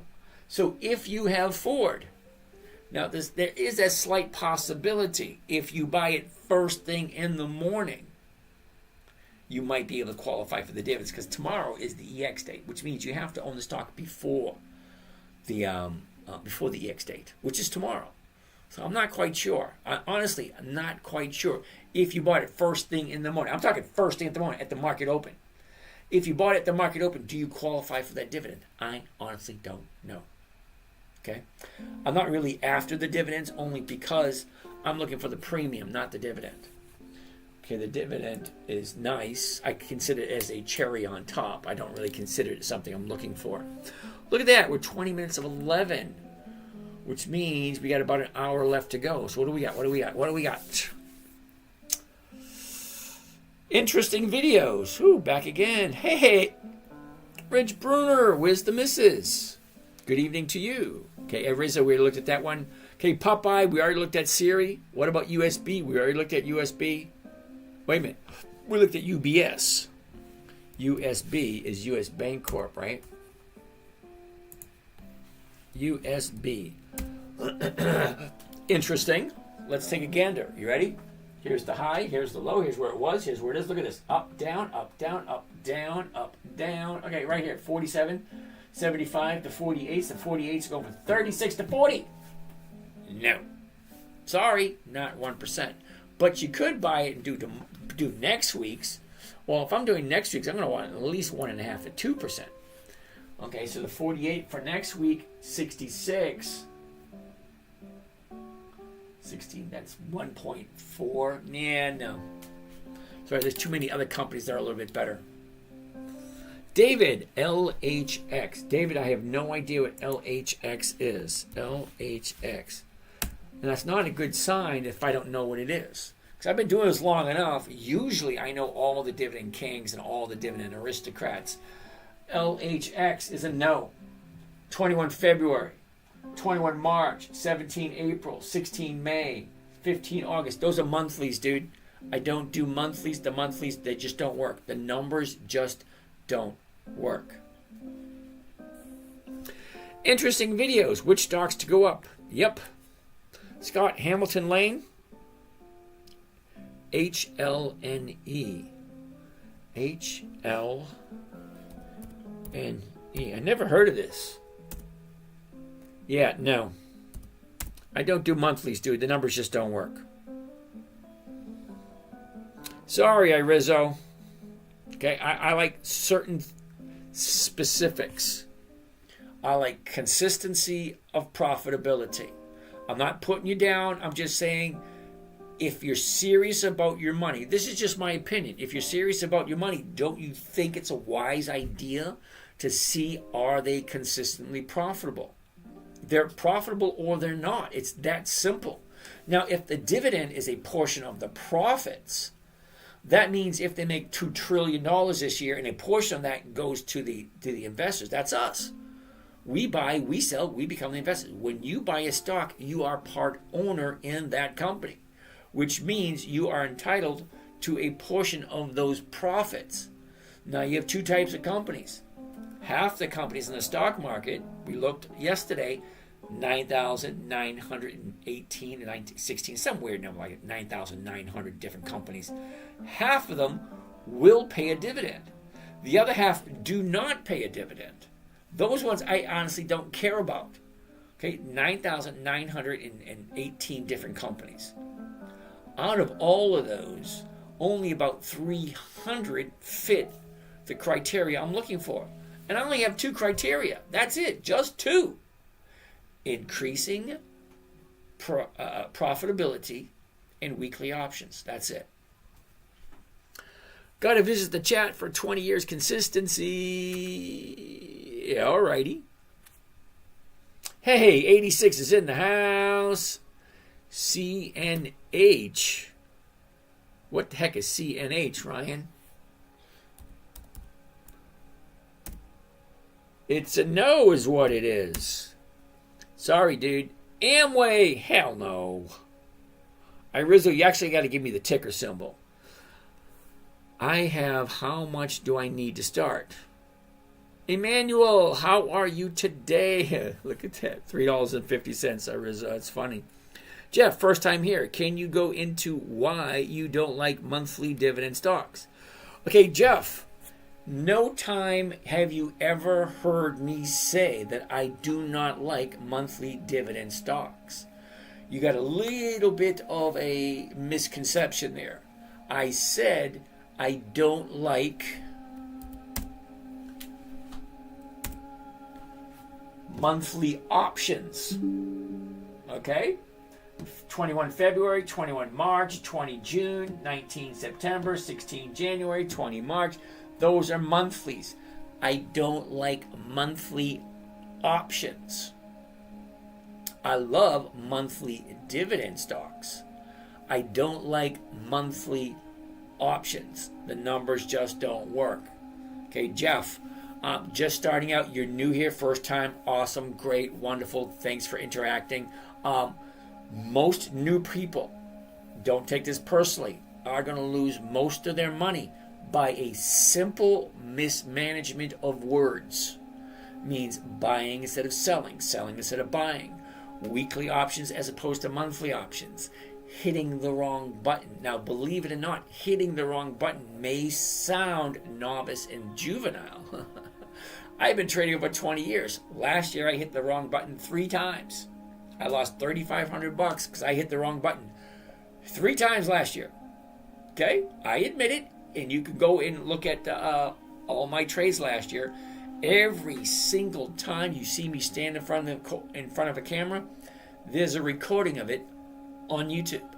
You can go to YouTube and see every single video I've shot for the past 15 years. Now, you will see where I've actually messed up. And I say, I messed up. Yeah. Okay, so I do like monthly dividend stocks. I do not like monthly options. Huge distinctions between the two. If you think of it this way, stocks are normally traded in New York, the Wall Street. Options are usually traded at the Chicago Board of Options Exchange in Chicago. New York for stocks, Chicago for options. All right, let's keep on going. What do you guys see over here? Okay, Luke. Habibu. Anyone who wants to make money will give you free stock to invest in. All righty then. Any takers? Cool beans. Are you ready for anyone? Okay. Buy and hold. LHX. Uh-oh. Buy and hold. That doesn't sound good. LHX.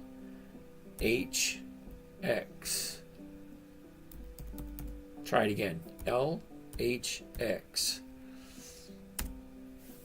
Hell no. Okay, buy and hold. Come on, you've been here long enough. Okay, 21 February, 21 March, 17 April. These are monthlies. Okay? I don't do monthlies. The numbers just don't work. Plain and simple. They don't work. Okay, you ever go to a store and you think to yourself, ooh, I love that outfit. Wrong size. Just doesn't work. The numbers just don't work. Terribly sorry, kiddo. How am I doing? Yosef, I am doing wonderful. I will tell you if you want to know. Okay, thank you. Sherman, we already looked at Halliburton. Don't like Monday holidays. Need to get in and make some money. Paul, how are you doing today, brother? Do you track Indian stock market? No, I don't. Sorry, Galaxy. Only listen to you today. Wow, Sherman. Well, thank you for stopping by. First time here? Hey, Keckers, how are you today? I follow Renaissance. I follow Renaissance Tech and Nancy Pelosi's stock picks. Can't go wrong following Pelosi. You know, I would feel uncomfortable doing that. Okay, it just rubs me the wrong way. Okay, now how can someone who makes about $200,000 a year, $200,000, that's her salary, $200,000, somewhere in that area. How can she have a net worth over $100 million? Come on. Something ain't stirring the Kool-Aid there, brother. Okay, if you make over $200,000 a year, that's it. $200,000. That's government employee. Okay? She makes about $200,000 a year. How can she possibly have over $100 million? The numbers just don't work. If you added up 200,000 into 100 million, well, that's 50 years. Well, okay, I can see her being 50 years, being in the on the what do you call it, Capitol Hill for 50 years. She looks like it, but there's something definitely wrong there. Anyway, yeah, you can't go wrong following a cheater, I suppose, if that's what you want to do. I couldn't do it. I would. It wouldn't feel right to me. Sorry. All right. Durbanite, you try to capture dividends and premiums every week, trying to figure out how dividends play into this. Oh, Durbanite, are you ready? That's a good question. Okay, not that often do I get really, really good questions. This is a good one. Okay, how do dividends play into this? All righty, are you ready? Durbanite, you ready? What you see here is an EX dividend calendar, February 2025. It gives you the dates. These little green dots represents all the companies that are paying a dividend. That's the green dots. Now, there are 4 dates to remember. Okay, you write it down if you want. Not that huge, but 4 dates to remember. Date number 1 is the announcement date. That is when the company comes out and says, hey, this is James from Dividend Stock Talk. I made so much money this year. This is the dividend I'm paying out, and this is what I'm paying it. That's the announcement date. That's when the company comes out and says, this is what we made. This is when we're paying it. The announcement date. That's date number 1. Date number 2, the EX dividend date. That is the last day the stock trades before the dividend is paid. Date number, the little green dots, those are the EX dates. If you want to collect the dividend on any one of these companies, you have to buy the stock before the little green date. 10 right here, February 10th, U.S. Steel. Holy shit, I got a whole bunch of U.S. Steel. That means I got it. Ooh, nice. All right, anyway, so if you want to collect the dividend for U.S. Steel, you got to buy it before the 10th. Delta Airlines, the 27th. If you want the dividend for Delta Airlines, you got to buy it before the 27th. That means tomorrow, the next day, the 26th, the 24th, the 25th, before the 27th, if you want to collect the dividend. So why do I use the calendar and the dividend? Because, are you ready?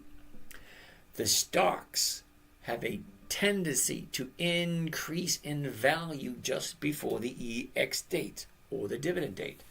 So to show you, let's go take a look at the chart. Here we go. You ready? Now this is LHX. See, LHX. Dividend, stock goes up. Dividend, stock goes up. Dividend, stock goes up. Dividend, stock goes up. Dividend, stock goes up. Dividend, stock goes up. Dividend, stock goes up. Dividend, stock goes up. Stocks have a tendency to go up just before the EX date. So knowing when a company is getting ready to have an EX date, dividend, dividend, dividend, dividend. See them? Just before the dividend, stock goes up. So if you know that, you know when a stock is going to move. So how do you trade it? So you know some information that can be valuable depending on how you use it. There's an old saying, knowledge is power. No, it ain't. Just knowing it doesn't mean squat. You have to take action. So if I know when the company has its dividend, that means I know when the stock usually goes up in value. So knowing when a stock is going to go up, what are you going to do? Are you going to buy the stock? So, well, you only collect the run-up. Well, if I do a covered call, which is safe, predictable, and consistent, that means the stock is going up. Yeah, I'll jump in. I'll get that premium 1%, and I'll jump out. I'll get my 1%, and I'll move on to the next company. Because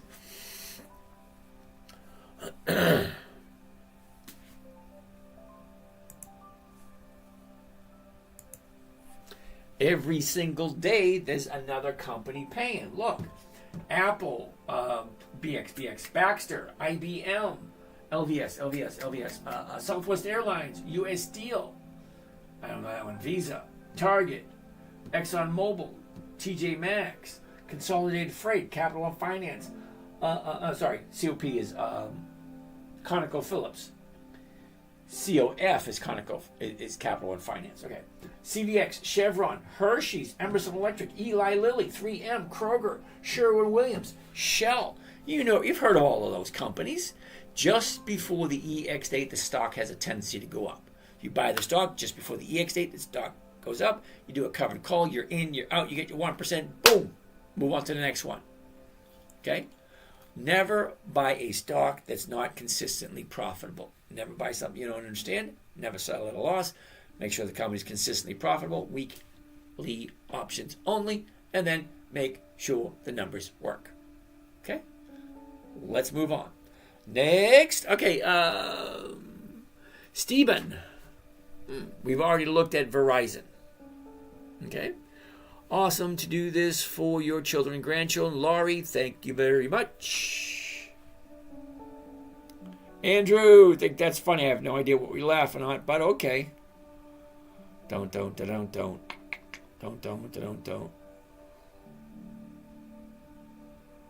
Uh-oh, wow, I'm missing all these.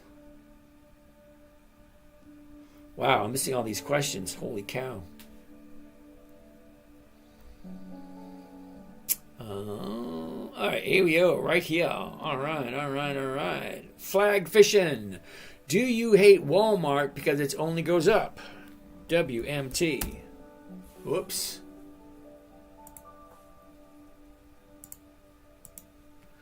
WMT. Okay, do I hate Walmart only because it goes up? Well, look right here. It was at 55, then went to 60. Went up, went down. It went up, it went down. It went up, it went down. It went up, it went down. It went up, it went down. It went up. Now it's going to come back down again. That's just 1 year. Okay, you want to take a good look at Wally World? Well, let's do this.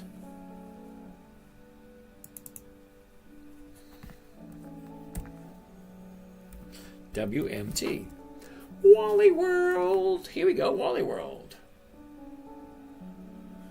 Chart. Here we go. The chart for Wally World. All right, let's take a look. What are we looking at? Loading chart for Wally World. And here we have it. Whoops.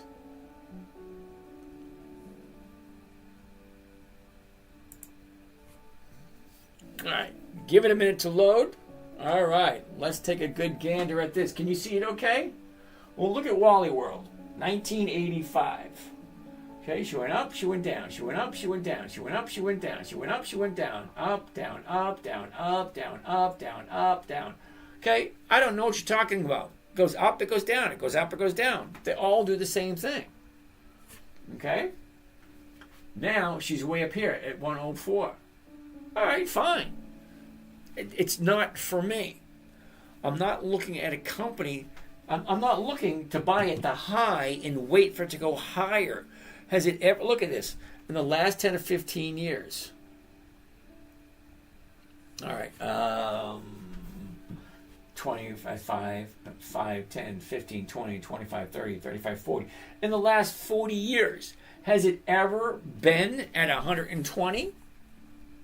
No, it's never been over 104. So why the hell would I think just because I'm buying it is going to go higher than 104? No, it's not that I dislike it. It's like I don't like buying at a high and hoping it goes higher. It's never been there before. I'm not a trailblazer. I'm 61. I'm retired. I have no desire whatsoever buying at a high and waiting for it to go higher. It's never been at 105. So what the hell makes me think it's just because I'm buying it's going to go up higher? No. Sorry. It's got nothing to do that it's up now. All right. Let's keep on going. All right. 86 there. Okay. Thank you. Is liquidity ever a problem when trying to get into a position or the places you want? No, not at all.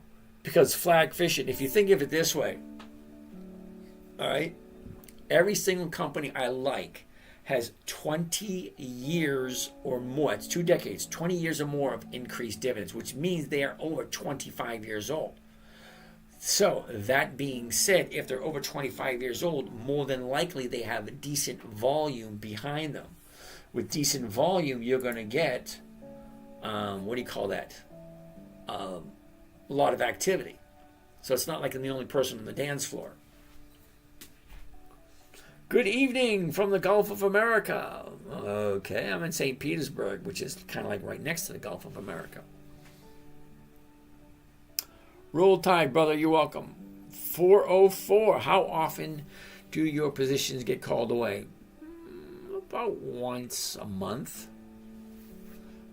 Oh, thank you, Convicted. I wish I had your support as a parent. No, you don't. See, a lot of people say that. I was extremely strict. Extremely strict. I grew up with Gen X. No such thing as a safe space. You do something wrong, you're going to get your ass whooped. Terribly sorry. All that shit. You say, no, you can't do it. You know, fuck that shit. Kid does something wrong, you set them straight. Terribly sorry if some of you don't like that. It was just the way that I was brought up. I was brought up in the 60s and 70s. Yeah. They threw us out of the house. Say, yeah, fend for yourself. Come back when it gets dark. Okay, they don't do that nowadays. You don't see kids doing the same things we did in the 70s. Crazy stuff. But we thought it was normal because that's what we thought was normal. All right. Daryl wants to take a look at MOS. Shit. Drawing a blank. Mosaic. Is it? Yes, I was right. Mosaic. Okay. All right. High, low. Where was it? Where is it? Look at this. Up, down, up, down, up, down, up, down. 26.99 is the current price. The 27's 28 to 30. Yep. The numbers look good. So let's take a better look at the chart. The numbers? Okay, I'm getting my 1%. Mosaic, good company. It is on my list. They are consistently profitable. Let's check it out. A year ago today, 30.19. The high of the year was back at the beginning of April. From there, she's kept dropping up, down. Look at the consistent movement. Up, down, up, down, up, down, up, down. Now, you don't have to do that kind of crap. No. Up, down, because this is the 1 year chart. It doesn't really mean a whole heck of a lot other than I want to know where the high is, I want to know where the low is, I want to know where was it a year ago and where is it now, and what is the overall movement. Well, the overall movement is down and then back up again. That's the overall movement for the year. Okay, it just gives me a rough idea. Now the 90-day, which is the last 3 months, that gives me an idea of what the pattern looks like. What are the other buyers and sellers? Because right now, Friday, there was 3 million shares traded on this company. 3 million shares. Okay, what did it look like? Down, up, down, up, down. Right here, it's turning around. Now, I want to zoom in a little closer to see what's happened in the last couple of days, because that gives me a good idea of where it should be going by next Friday. So the 17th, right there, 30 days ago. Now, it doesn't look that bad if you think about it. 26 shoots up to 29, back down, here's the bottom. 1, 2 days to the upside. That's classic. I love that. 30-day high, 30-day bottom. Now she's going up. Okay, simple. But I'm not going to jump into this until after the market opens tomorrow. Because on the third day, okay, so here's the bottom right here. Thursday was higher. Friday was higher. Now, is Monday going to be higher? That's 3 days to the upside. That works for me. All right, so the numbers, let's do a quick try on this one. 26.50. All right, let's get rid of this. Let's go over to here. Look at the covered stock. Let's get out of that one. And we want the 26.50 right there. Okay, now just one contract, because I don't want to scare people away doing 10, 20, 30 contracts. at the market because I want it filled instantaneously. Now, there's a difference between a market order and a limit order. A limit order is, this is what I want to pay. I don't care what you say. This is what I want to pay. No more, no less. Well, I'll take less, but I don't want to pay any more than this. That is a limit order. Don't be surprised if a limit order just hangs out and never gets filled. A market order gets filled instantaneously. Now, woo, look at that. I don't know what the heck that is. Anyway, market order gets filled instantaneously. Now, why do I do a market order whenever I'm entering into a position? Well, a covered call, you're doing 2 trades at once. The nice thing about doing 2 trades at once is they both get filled one right after the other. So if I'm buying the stock, that gets filled instantaneously, first thing, as soon as the market opens. And then as soon as it opens, it automatically sells the covered call. Now this here is going to give me an idea of exactly how much am I going to make before I even do it. Because remember what I say? Hey, this is James from Dividend Stock Talk, brought to you by the 10-Minute Trader, where I invest in dividend stocks for a simple, safe, predictable, and consistent 1% per week. Simple, well, it's one of the simplest strategies there are. Safe, it's one of the safest strategies is. And then consistent, well, I can do it every Friday. And predictable, I know exactly what I'm going to make before I even do it. Now, the safest trading strategy, buying the stock. That's the safest one. But there's no profit there. You're not making a profit until the stock moves. But a covered call, I can buy it and sell it at the exact same time and make my profit, and the stock doesn't have to move at all. Basically, I'm buying it at the current price, $26.51. I'm selling somebody the rights to buy it from me at $26.50. So I'm losing a penny per share. Big deal. Okay? My profit on this one, $50. How much does it cost me? $2,600. Well, what's the rate of return? Well, let's figure that out. I ran out of tea. All right. Maximum profit, $50. Clear this. $50. What is it costing me? Well, it's costing me $2,600. Now, a lot of people think that's a lot of money. Well, not really, because you're investing into a company, which means Mosaic, I will own however many shares, which is 100 shares. And to own 100 shares, well, that's what it's going to cost me, $2,600 to own 100 shares. Then I'm turning around and selling somebody the rights to buy it from me for the exact same amount of money that I just paid for it. And for that privilege, they are giving me the premium, which is $50 per contract. Let's figure out what that is. Now, that is 1.9%. Now, I know 1.9% doesn't sound like a lot, but just hear me out for a second. If tomorrow morning I buy this first thing in the morning, I spend $2,600 per contract. 2 or 3 seconds later, I sell a covered call and pick up $50. I don't have to do a damn thing all week. Just sit and watch it. That's it. If she's over $26.50 come Friday, well, I got my profit, the $50 per contract, and I get all my money back and do it again on Monday. Makes sense to me.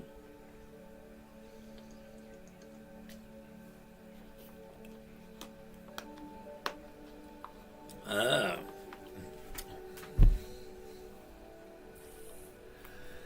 right, Anik Gabrielle Lou. You want to become a Mensa member? Now, I think you might have that a little confused because I have a morning trading group. It's not called Mensa member. Now, to be a Mensa member, you actually have to be nominated from someone at school. It means you're smarter than everybody else in the whole school. That's what a Mensa student is. Smarter than everyone. I was saying my daughter's not a Mensa student. She's just a regular, everyday person. But if you want to become one of my members, all the information's in the bio. Okay, you just go to, where is it? The 10-Minute Trader. There. The 10-Minute Trader, okay?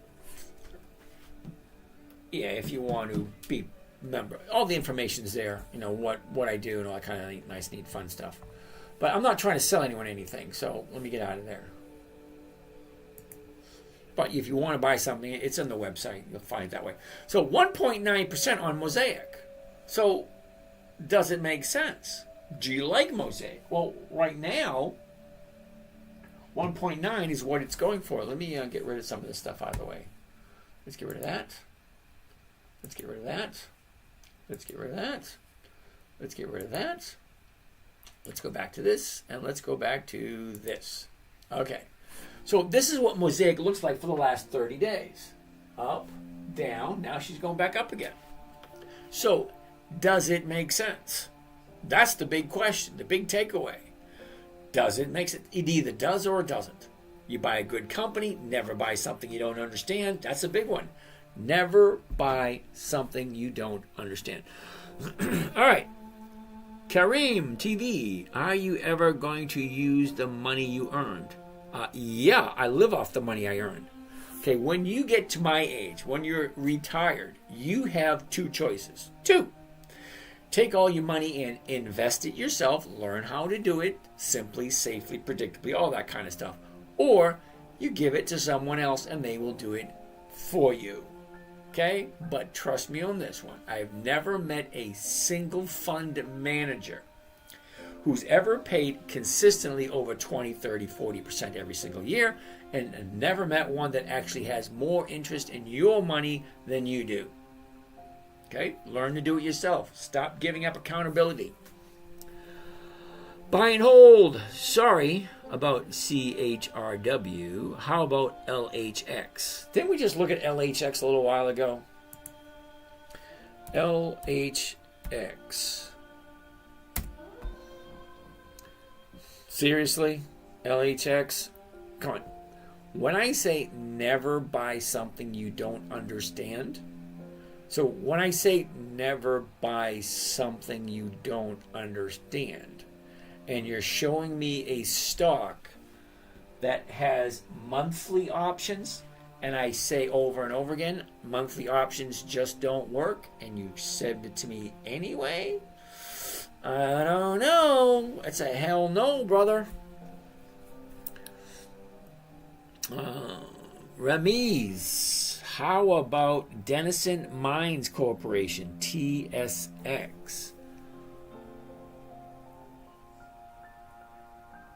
Oh, DML at Denison Mine Corporation, DML? DML.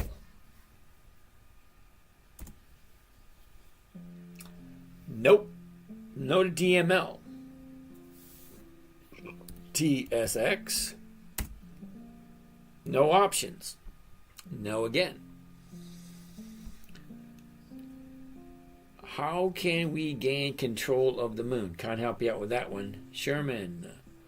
Price book defined by NBFC and banking stocks. Okay. Hello, sir. A lot to learn with this. David, how are you today? Now, David, don't take this wrong, okay?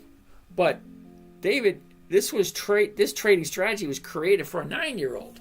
My 9-year-old daughter.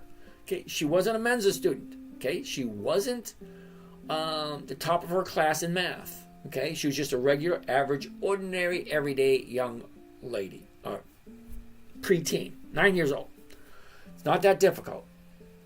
Option trading is an advanced topic for a 9-year-old, but you have a good, easy plan to follow. Well, not necessarily.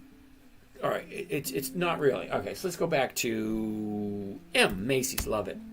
Okay. Now, let me see, David, if I can explain this again in a manner that might be a little easier for you. Now, I love Macy's. I do. It's one of my best performing stocks. I think I make like 30, 40% off of Macy's last year. Nice. Anyway, so here's Macy's. Here's the numbers, all that kind of garbage, right? When you take a look at the last 30 days, here's the last 30 days. She drops, back up, back down, now she's going up. You can't really argue that. That is easy for a 9-year-old to say, oh, look at it, it's going up. Yeah, it's going up. Great. What's the current price? Well, the current price right now is at $15.09. Okay, so I'm buying it at $15.09. What is the closest strike price? what's the 15? And it's not that difficult to figure out, well, at $15, 25 cents is more than 1%. Okay, so if you buy 400 shares of Macy's, okay, 400 shares of Macy's, I can sell 4 contracts. Okay, it's really simple. So, okay, get out of here. Change this to covered call.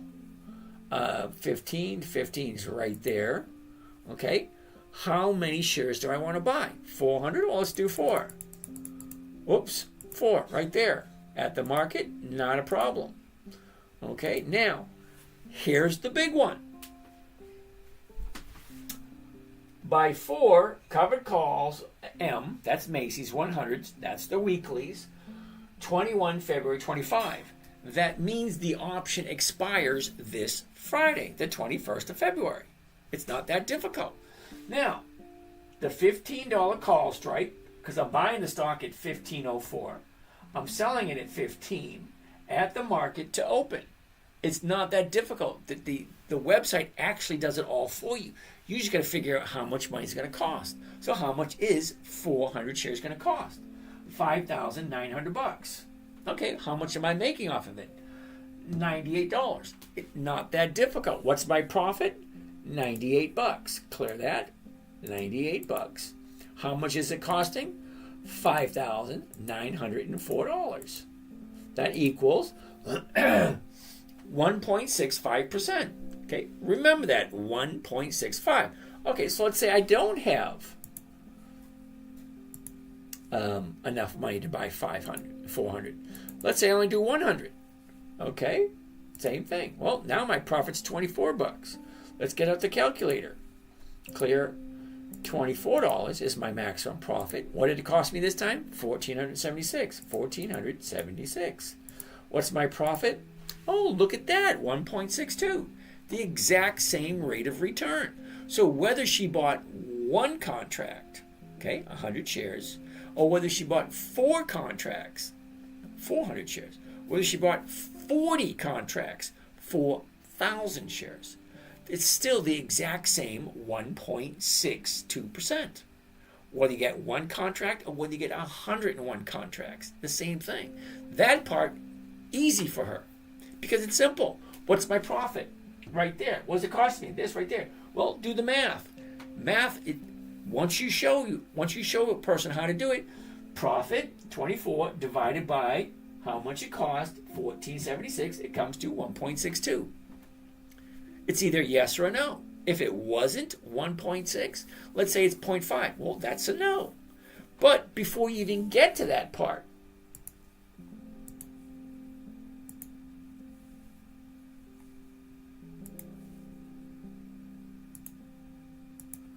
okay, so before you even get to that part, it's very simple. Okay, the current stock price, $15.09. If the current stock price is $15.09, what's 1%? 15. $15. 1% of $15 is 15 cents. It's not that difficult. You take the decimal point and move it over 2 places. 15 cents is 1% of $15. Well, the current price, 15, okay, 25 cents. Well, that's over 15. That's more than 1.5%. It's actually that simple, and I'm terribly sorry you think it's complicated. A 9-year-old, it wasn't that difficult. Okay, number 1, never buy something you don't understand. Well, all her stuff that she had to look at was right here on the calendar. If it's not on, for her, if it's not on the calendar, don't bother with it. It was easy for a 9-year-old. Do you know why? If it's not on the calendar, don't bother with it. Don't even look. Okay? What do we have? Let's open this up a little bit. Okay. C, Citigroup, KMI, Kinder Morgan, MPC, Moody's, SF, I don't know that one. Metropolitan, Nokia, Schlumberg, Costco, DHI, ET, Energy Transfer, ZTS, is that Zeit? I forget. Siri, NSC, I don't know that one. Wells Fargo. So almost every single one she owns. She knows. Okay? So those are the only ones. We're not looking at Capital One Finance. We're not looking at Chevron. We're not looking at TJ Maxx. We're not looking at Target. If it's not on this week, you know what? Better yet, watch this. There you go. This is it. That's the list. Nothing else other than that. If it's not this, or this, it's a no. That's simple. For my daughter, it was never buy something that's not on the list. So for you guys, never buy something that you don't know, you don't understand. Okay, if it's not on the list, it's a no. Plain and simple. Okay, and if it doesn't work this week, well, guess what? There's another week next week. And next week, there's another set of companies. See? Another set. And then, oh, another set. And then, another set. Every week, there's a different set of stocks that I'm looking at. And that's it. I don't look at anything else. For my daughter, if it wasn't on the list, it was a no. 10 minutes. How many stocks are there? 1, 2, 3, 4, 5, 6, 7, 8, 9, 10, 11, 12. Whoa, nope, there's 13 there. 24. So there's 24 stocks on this weekend. That's it. How long does it take to go through one? Well, let's find out. Let's do this. Let's do this. Come on. All right. Now, first thing I want to do is right here, Apple. Simple. AAPL. Now, I'm going to click the button, and I want you to quickly see how long it takes you to take a look at the 1 year chart. Because I haven't clicked the button yet. When I click the 1 year chart, hypothetically speaking, it should take you 3 to 4 seconds to decide whether or not you want to look at it again. Okay? Apple, you ready? 1, 2, 3. High, low, was, is. What's the direction? Sideways, up, down, up. 3 seconds. It shouldn't take you that long. Now this, yeah, I want to take a better look at it. Why? Well, because the high's here. The low's here. She went down, she went up, she went sideways, up, down. Now she's going up, but the high's here and it bottomed out. So this area right there, I want to look at it a little bit better. That you can tell in 3 seconds. High, low, was, is, where's it going? Not that difficult. Next, I want to go over to the numbers and see what the numbers make sense. Well, currently, right now, the stock is at 244.60. So I can buy it tomorrow morning at 245. Well, the 245 is going for 253. Well, how much is 1%? Well, if it's at 245, you move the decimal point over 2 places, $2.45 is 1%. Well, what's the current price? $2.53. That is more than 1%. So yeah, the chart works. The numbers work. So next, it's going to take a look at the chart. I better to look at the chart. Okay? A year ago. Okay? Way over here. Okay? That's a year ago. We were at 182. Okay? The bottom of the year, right here.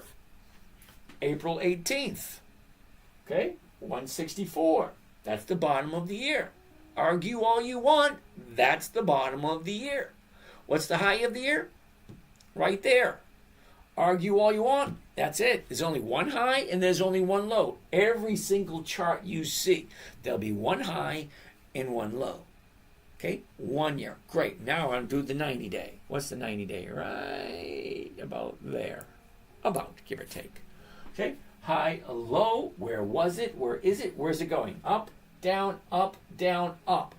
Not that difficult. I'm looking for a pattern. What's the pattern? Well, up, down, up, down, up. Well, she should keep going because the high is at 260. The bottom's at 220. And she's going to the upside. Okay, so I'm going to show you something that I haven't showed you all night, called the seasonality chart. What's the seasonality chart, you say? Well, the seasonality chart is almost what it sounds like. Seasonality, winter, spring, summer, fall. The calendar, directly related to the calendar and nothing else. All the way to the left, January 1st. All the way to the right, December 31st. How does the stock normally react due to the date? Nothing at all about the stock prices, nothing at all about anything else other than the calendar. So, the first quarter, that's what we're in right now. The blue line represents the movement this year. Okay, here's the movement for Apple this year. This red line down here is the average movement over the last 10 years. So last 10 years, if you bought it in January and sold it in December, yeah, you're going to make money with Apple. Well, what is she right now? Right here. So let's find out what she's doing here in this time frame. Say, put my cursor right there on that blue dot, click left, drag right. Once it lights up, that's 2 or 3 weeks. Okay. See the dates down here? 2/18, 3/7. That's 1 week, 2 weeks, 3 weeks. So this is 3 weeks. So here's the blue dot. That's Friday. What's she going to do? She's going to come down just a tiny bit. Now, that's not guaranteed. That just tells me what does it normally do this time frame. Well, this time frame, she normally goes down. Okay, but overall,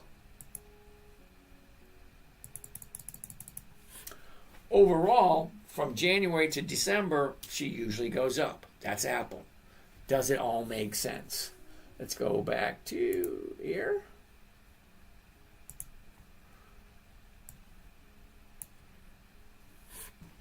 So, those are the questions you need to ask yourself.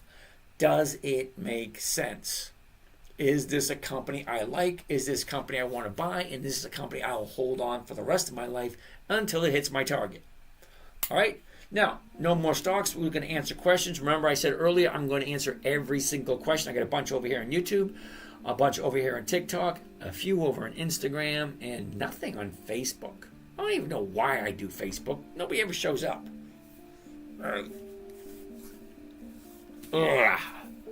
Let's see. What do we got? All right. David, options. Okay, got that one. We already did that one. Oh, Kagdala. I see, I can speak Russian. I just can't read it. Terribly sorry. Okay? I'm learning about your option rule. I found the option tab in Yahoo Finance. Alrighty. Winner, winner, chicken dinner, ADM. Archer Daniel Midland. Wait a minute, ADM. Yeah, Advanced Micro Devices. Yeah, ADM is wait a minute. ADM is Advanced Micro Devices.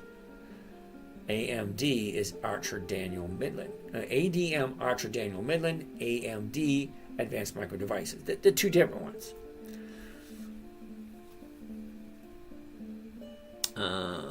Big Loud. Great explanation on your strategy for covered call. How far is the date from the day of the dividends? 2 weeks. You look tired. Yeah, well, it is what it is. I'll get plenty of rest when I'm dead. Thank you, Cindy. Iris. Hello. Tracy, I'm back. I didn't even know you left, kiddo. Sorry. SMC. Trading strategy best. Okay. What is the downside risk? Downside risk. Okay, so here's the thing with downside risk. I have found that most new people just getting started lose most of their money by hitting the wrong button or using the wrong terminology. Buying instead of selling, selling instead of buying, doing a call, buying a call rather than selling a call, buying a put rather than selling a put, blah, blah, blah. Terminology, that's the number one. Hitting the wrong button, that's number two. Number three, downside, panicking and selling at a loss. Rule number two, never sell at a loss. Okay, so Apple right here. Now, the low over here, 160, the high 260. If you're not comfortable at buying it at 260 and holding it even as it goes down to 160, okay, that's the 52-week range. Okay, you have to be comfortable with the 52-week range. Most people, if it goes to 260 and drops down to 160, you're like, oh, hell no, I'm out of here. Yeah. No. Never buy something you do not want to hold on to for the rest of your life. Buy it as if you're going to hold on to it until the day you die. But sell it at a profit every single week. Bring in a premium every single week. Bring in cash flow every single week. The downfall is selling at a loss when you don't need to.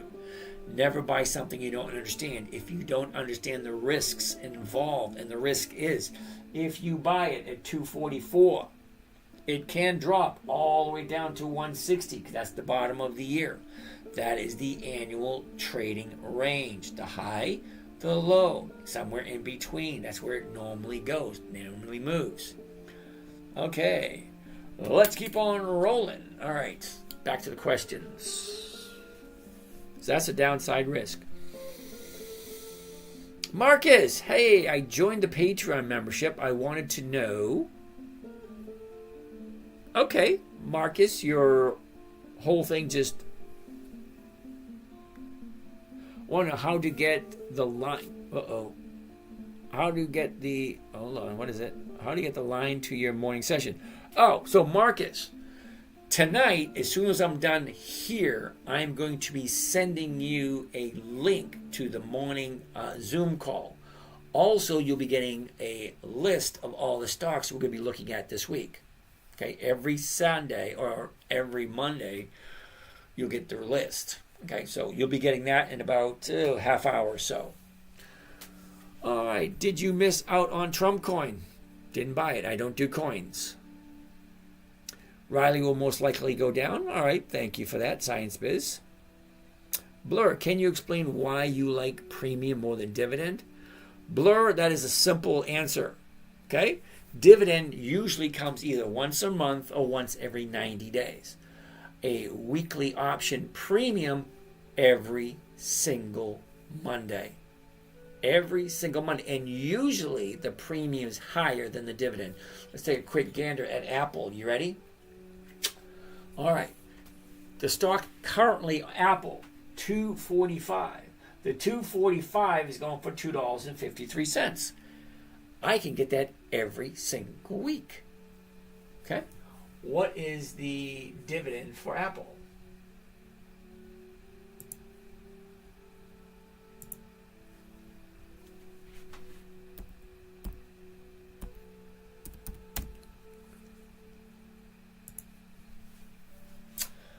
All right, you ready? The dividend for Apple, 25 cents.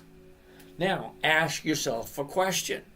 If I buy Apple and collect the dividend once every 90 days, 25 cents every 90 days, or I can buy it at the current price, $2.45, sell it to someone else at the exact same price I paid for it, $2.45, and I can collect the premium, $2.53. The dividend is 25 cents. The stock option premium is $2.45. And I don't know why you even asked that question, because I can get this premium every single week. Every single week I can get that premium, and it's more. It's like 10 times more than the dividend. The dividend is 25 cents. 25 cents per share. The premium is $2.53 per share. That's 10 times the amount of money. So Blur, I'm not quite sure why you missed that, but I just pointed out to you. Hopefully you understand it. It's past 11:30. I'm going to do the rest of the questions. So let's keep on keeping on. Okay, Papa Lou's, nice to see you again. You own Ford at $9.80. Is there an option that works, or is it out of reach and I have to wait for... Okay, so Papa Lou's. More than likely, Ford is going to go down tomorrow. Reason being, they have their dividend tomorrow. Okay, so you are going to collect the dividend for 4 tomorrow. What is it? Hold on a second. Let's check this out. Oh, I'm going to check this out. All right here.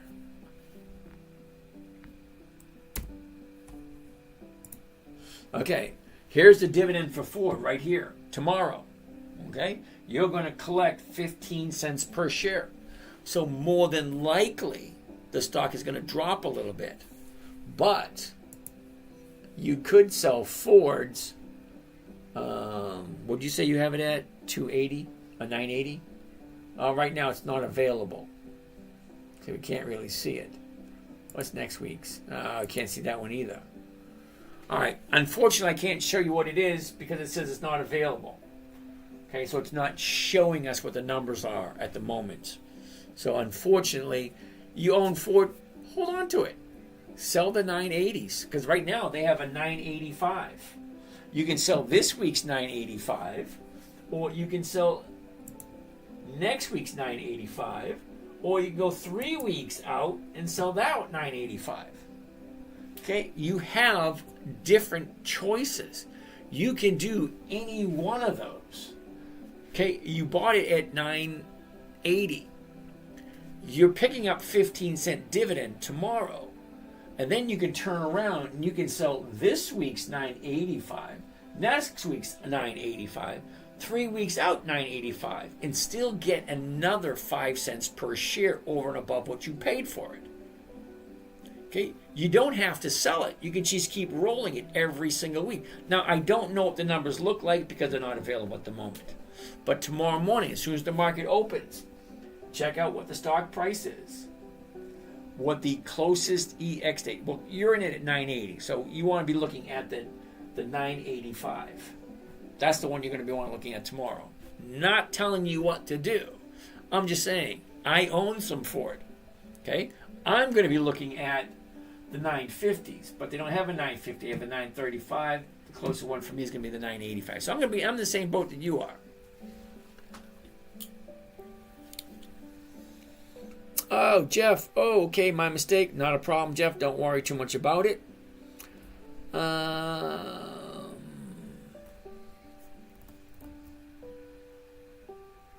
Symphony Trader. Are you seriously asking me how do you avoid selling at a loss? That's a simple math question. If you buy it for $10, you don't sell it below $10. Okay? If you buy it for $55.33, well, you sell it for $55.34 or higher. It's really not that difficult. You know, every time you buy something, you know exactly what you paid for it. So if I buy this one tomorrow morning, well, I know I paid $9.42 for it because that's what I bought it at. So I would never, ever, ever, ever sell it below $9.42 because to me, that doesn't make sense. I'm not in this for the fun of it. I'm in this to make money. So if I'm buying it at $9.42, I'm going to sell it at $9.43 or higher. Oh, boy. Fresha, how are you today? You own Coney and Misty for monthly dividends. Nothing wrong with that at all, Coney. I wouldn't touch them with a 10-foot pole, but you and I are different. And I think we talked about this before. I don't like Coney and I don't like MSTY. Reason being, Coney's not even 2 or 3 years old. MSTY is only 2 or 3 years old. That's like giving the keys to my brand new Lamborghini to my 5-year-old grandson. Here you go, buddy, have fun. Nope. 20 years of consistent profitability. Okay, I'm retired. I don't want to take the risks that you take. Okay, now a company like Coney and Misty, both of them, they have not been in business long enough to actually show a consistent profit. 2 years is not a consistent profit. That's just dumb luck. Most companies don't get past 3 to 5 years. Okay, Coney and Misty, both still relatively new.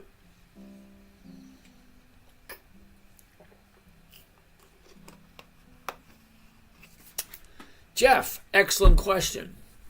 If the stock goes up above the strike price, the stock called away, should I roll the contract? Well, Jeff, the question would be, does it make sense to roll the contract? Because if you bought the stock down here, okay, it makes sense to roll it because you have a 30-day high up here. But if you bought the stock down here and now it's up here, you don't want to roll it because you don't want to roll it at the high. Okay, take your profits, be happy.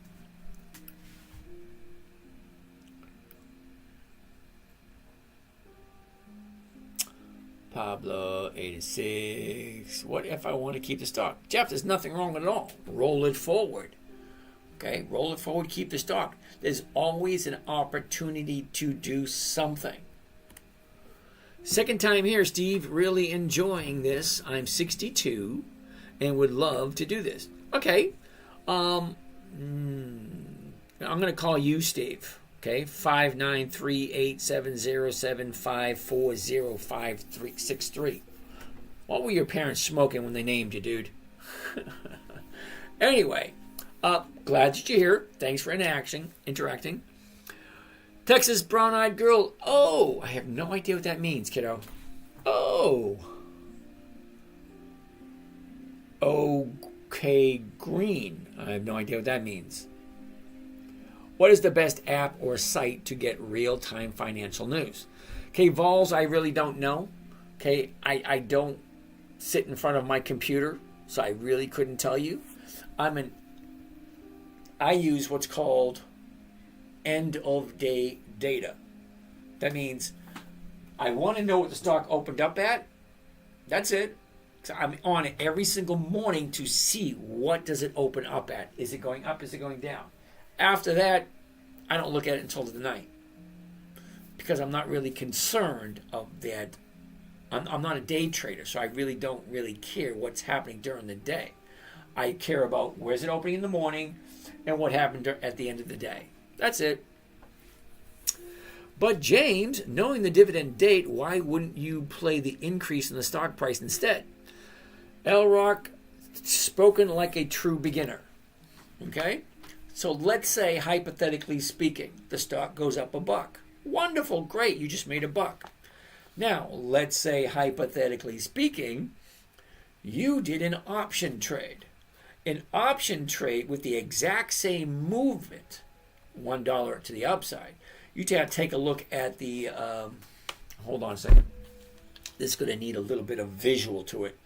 For that, I'm going to have to change this right here.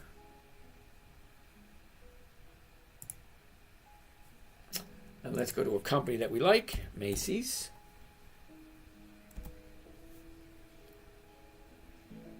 That's not what I wanted. All right. Anyway, MSTX. No idea who they are. Okay, I don't trade them, but I'm just using it as an example. Are you ready? So the stock is currently at 42.18. All right. The closest strike price is going to be the 42. Okay? Now, here's the dilemma. 100 shares at 42.22 is going to be $4,200. Wait a minute. Yeah. $4,200. Okay. So, if the stock goes up $1, we're going to need some math on this one. You ready? See if you like it. Okay, hopefully you got a piece of paper. Who's that? L Rock? Okay, L Rock, you ready? Hope you got a piece of paper. Okay? We're looking at this stock and we're just using this one as an example. Okay? Now, let's understand the parameters. Number one, you saying, what if you know the stock is going to move, why not just buy the stock instead? Well, here we go. Here's your example. You ready? The current stock price, 42.06. Okay, write that down, 42.06. Now, let's say you buy 100 shares, just 100 shares. If the stock moves up $1, that means you made $100. You spent $4,200 to make 100. So you take $100 divided by 42.06. Now you have a rate of return of 2.3%, right? Okay, we know the stock's going to go up. It goes up $1. 100 shares goes up $1 per share. That's $100 profit. Now, you invested $4,206 in order to make that rate of return. Correct? All right. So let's say, hypothetically speaking, you do a covered call instead. Now, clear that. Let's bring this down for a second. Now, if I'm buying the stock at 42.06, remember the same number, 42.06, and I do a 42 covered call. Well, I'm buying it at 42.06. I'm selling somebody the rights to buy it from me at 42, which is 6 cents less than what I paid for it.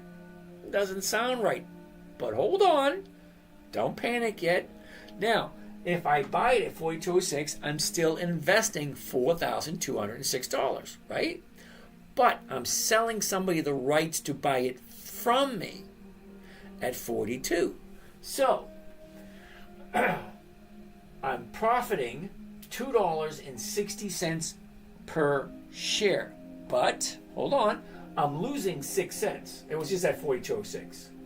If I'm losing 6 cents, that means I'm walking away with $2.54 per share.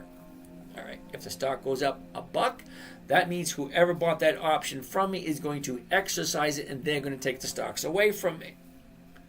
So how much do I get? I get $4,206 back to my account because they just bought it from me at 4,200. Okay, 42. But what did I make? I made $2.54 per share. How many shares do I have? 100 shares. So how much did I make? I made $254. Now you're just buying the stock. Stock goes up $1. You made $100. I buy it for the exact same amount of money that you paid for it, but I do a covered call. I sell somebody the rights to buy it from me at 42. I lose 6 cents, but I walk away with $2.54 per share. That's $254 that I walk away with. You walk away with $100. So I made $142 more than you made. You made $100, I made $254. That's 154% more than you made. But here's what you're missing. The option value. Do you see that? That's called the delta. It is at 55. What does that mean? For each dollar the stock moves, okay, in this instance it went up $1. So for each dollar the stock moves, the option moves up 55 cents. So currently, if I bought an option, so here's another one for you. If I bought the option, not the stock, okay? Get my calculator out. Okay, clear that. Now we're going to work with the same amount of money, $4,206. $4,206. Now, the option, to buy the option, the 42, let's go over this way, get it out of my way. The 42 is going to cost me $4.10. So, I get the 42.06 and I divide it by 410 cents because that's what I can buy the option for. Now, how many options can I get? I can get 10 options. So I have 10 options at 410, correct? All right. Now the stock goes up $1. If the stock goes up $1, the option at 410, the option goes up 55 cents. Okay? So, 55 cents is what percentage of 410? So, let's figure that out. All right. 410 divide 55 equals 7.45. So I made $7.45 for each contract. How many contracts do I have? I got 10. Because remember, the same amount of money. $42. Stock price, 42.06. So 100 shares, 42.06, 4,206. Same amount of money. The same trade. The stock, 42.06, goes up $1. You make 100. I make, on a covered call, 256. Okay? However, if I buy a stock option, okay, stock moves up $1, the option price moves up 55 cents. Okay, so now the option, it goes up 7.45. Now I have 10 contracts, and that's 7.45 per share. And I get 10 contracts multiplied by 10 contracts, which is 1,000 shares. That comes to a grand total of 7,454. So the exact same information, okay, just before the EX date, okay, the stock has a tendency to move. This example that we're doing right here, the stock moved up $1. You bought the stock, you made $100. I did a covered call, I made $254. Somebody else bought the option, okay, it went up 0.55. Okay, they walked away with $7,000. They almost doubled their money. Huge difference, the exact same information. Now, we could do the exact same thing using a spread. Okay, call spread, a vertical spread. Okay, to 41.42. Well, it's going for $1.30. That's not a good price. That's horrible. Okay, there it is right there. Okay, now a spread, totally different story. I'm buying the 41, I'm selling the 42. What profit am I making? Well, the difference between 41 and 42 is 1. Okay, but I'm paying 35 cents a share. Well, 35 cents a share, the maximum profit I'm going to make is 65 cents a share. But if the stock goes up, it stays over the 42, I'm making 65 cents on a 35 cent bid. Well, that's more than doubling my money yet again. And it's only costing me 35 cents a share, so that's $35 per contract. But I got $4,200 to spend. So get that calculator out again. Clear. $4,206 divided by $35. How many spread contracts can I get? Well, I can get 120 spread contracts with the exact same amount of money. And I'm making 65 cents per share times 120 contracts, which is 1,200 shares. So let's multiply that by $65. So 7,811. Having information is one thing, but what do you do with the information? I just told you stocks have a tendency to go up before the EX date. You said, great, well, let's buy the stock. Well, you're making $100. I'm making $235. This dude's making $7,800 on the exact same amount of money, $4,206. So I like covered calls. They're simple, they're easy, less risk. There's a huge amount of risk to this. There's a huge amount of risk to the other one. Now, to buying the stock, not a whole lot of risk, but not a whole lot of reward either. Now, with a purchasing the stock has to go up for you to make money. Covered call, stock doesn't have to move at all.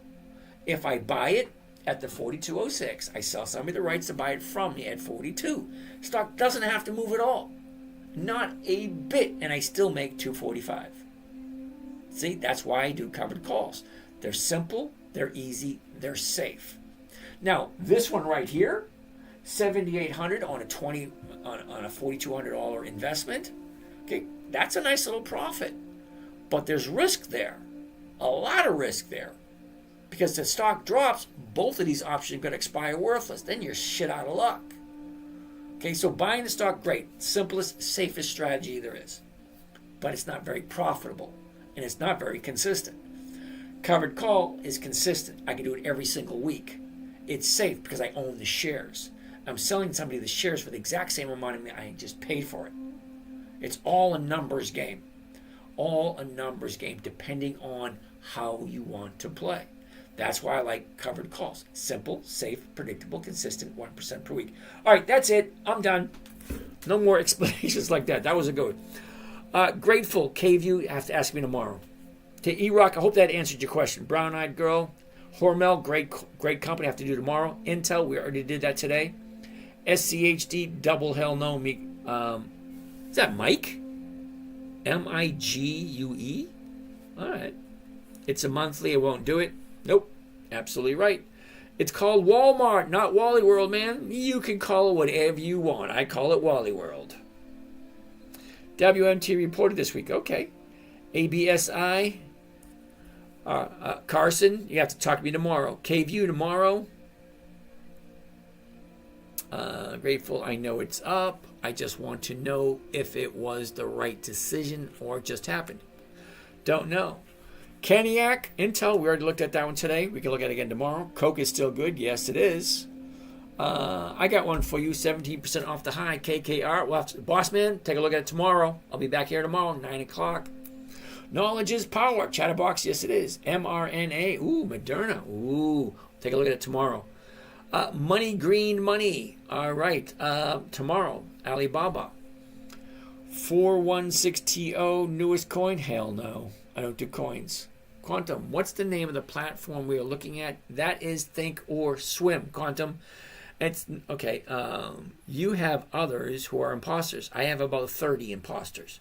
Now, when I say I have 30 imposters, if you really want to chat with me, number one, I don't do crypto. Number two, I don't do Forex. I don't do futures. I don't do anything except for dividend stocks. That's it. If you think you're talking to me, you probably are not. That's why I always tell everybody, if you want to talk to me, specifically, send me your phone number. I will give you a call. Okay? Other than that, you have a high probability of talking to an imposter. Hi, I joined the Patreon membership. I wanted to know how to get a line on your morning sessions. Okay, Marcus, when you join the Patreon, the morning show, okay, you will get an email which has the Zoom link along with all the stocks we are looking at this week. Now, you're going to be getting that in about an hour. Okay, as soon as I'm done here, I will be sending it out. Like the music section tonight. Thank you there, Jay Moore. Winter Park of America. Awesome advice. Love your quotes. Goes up, goes down. Hell no. Thank you.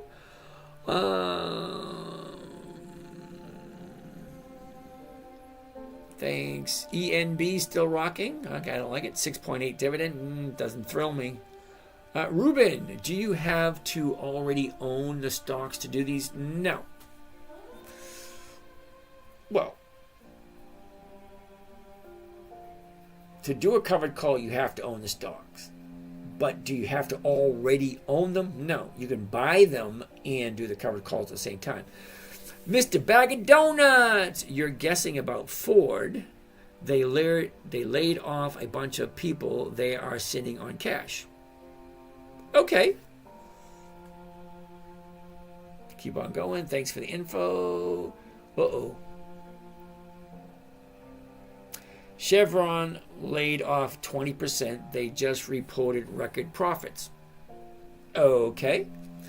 Who should I open an account with? Newbie. Okay, Dottie does equine. Oh, you like horses, huh, Dottie?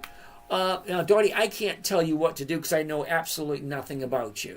Okay, what I always tell people, if you really want my advice, send me your phone number. I will call. We'll have a conversation. Okay, this is not for everyone. It's boring. It's lonely. It's the same things over and over and over. It's very repetitive.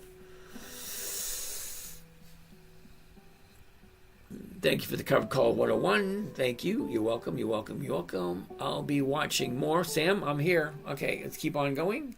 Let's keep on keeping on. Frozen. Okay. Thank you. Thank you. Oscar Cookie. Oscar Cookie? All right. Studies have shown that you should be in stocks making new highs, like TPR plus dividends. Hey, that's great. You know, there's nothing wrong with that whatsoever. If that works for you, you do that. Now, I'm going to continue doing what I'm doing because it works for me. What's the difference between a dividend and a dividend yield? Ooh, the dividend is actually the money you receive. The yield is when you do the math, okay, figuring out what kind of rate of return it is. So if you're getting a 10-cent dividend every 90 days, well, that's 40 cents for the year. You take that 40 cents and you divide it by whatever you paid for the stock. That will give you your rate of return, or the yield.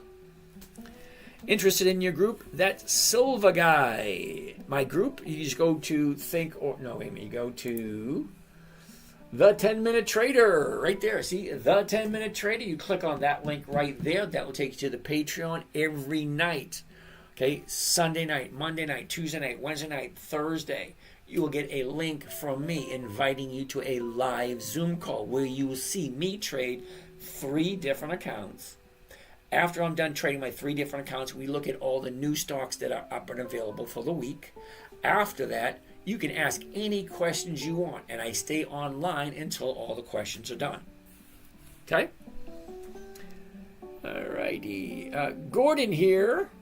Steve. Okay, Gordon. Interesting name. My name's not Steve. Okay? Awesome. Explaining 62. Forgot to put my name. Definitely want in. Okay, same thing, Gordon. Number 1, first of all, my name is James. This is Dividend Stock Talk, brought to you by The 10-Minute Trader, where I invest in dividend stocks for weekly cash flow. Hello there, Mexico here. Hey, ¿qué pasa, amigo? ¿Cómo está? ¿Está bien, no? I'm a long-time investor. I at least have stocks for 3 days. That's a long-time investor for 3 days. Okay, cool. All right, so that is it. Holy shit, it's 12:01. I'm going to turn into a pumpkin. Bye to you folks on Facebook. See you later, everyone. That's done with all the questions.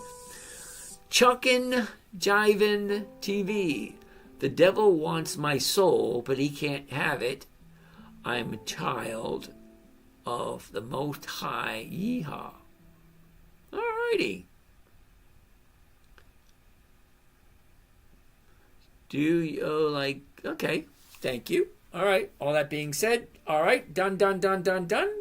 Here we go. And over here on Instagram, you guys have a great day. Out of here.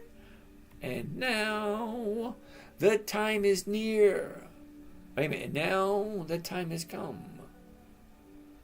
And so I face the final curtain.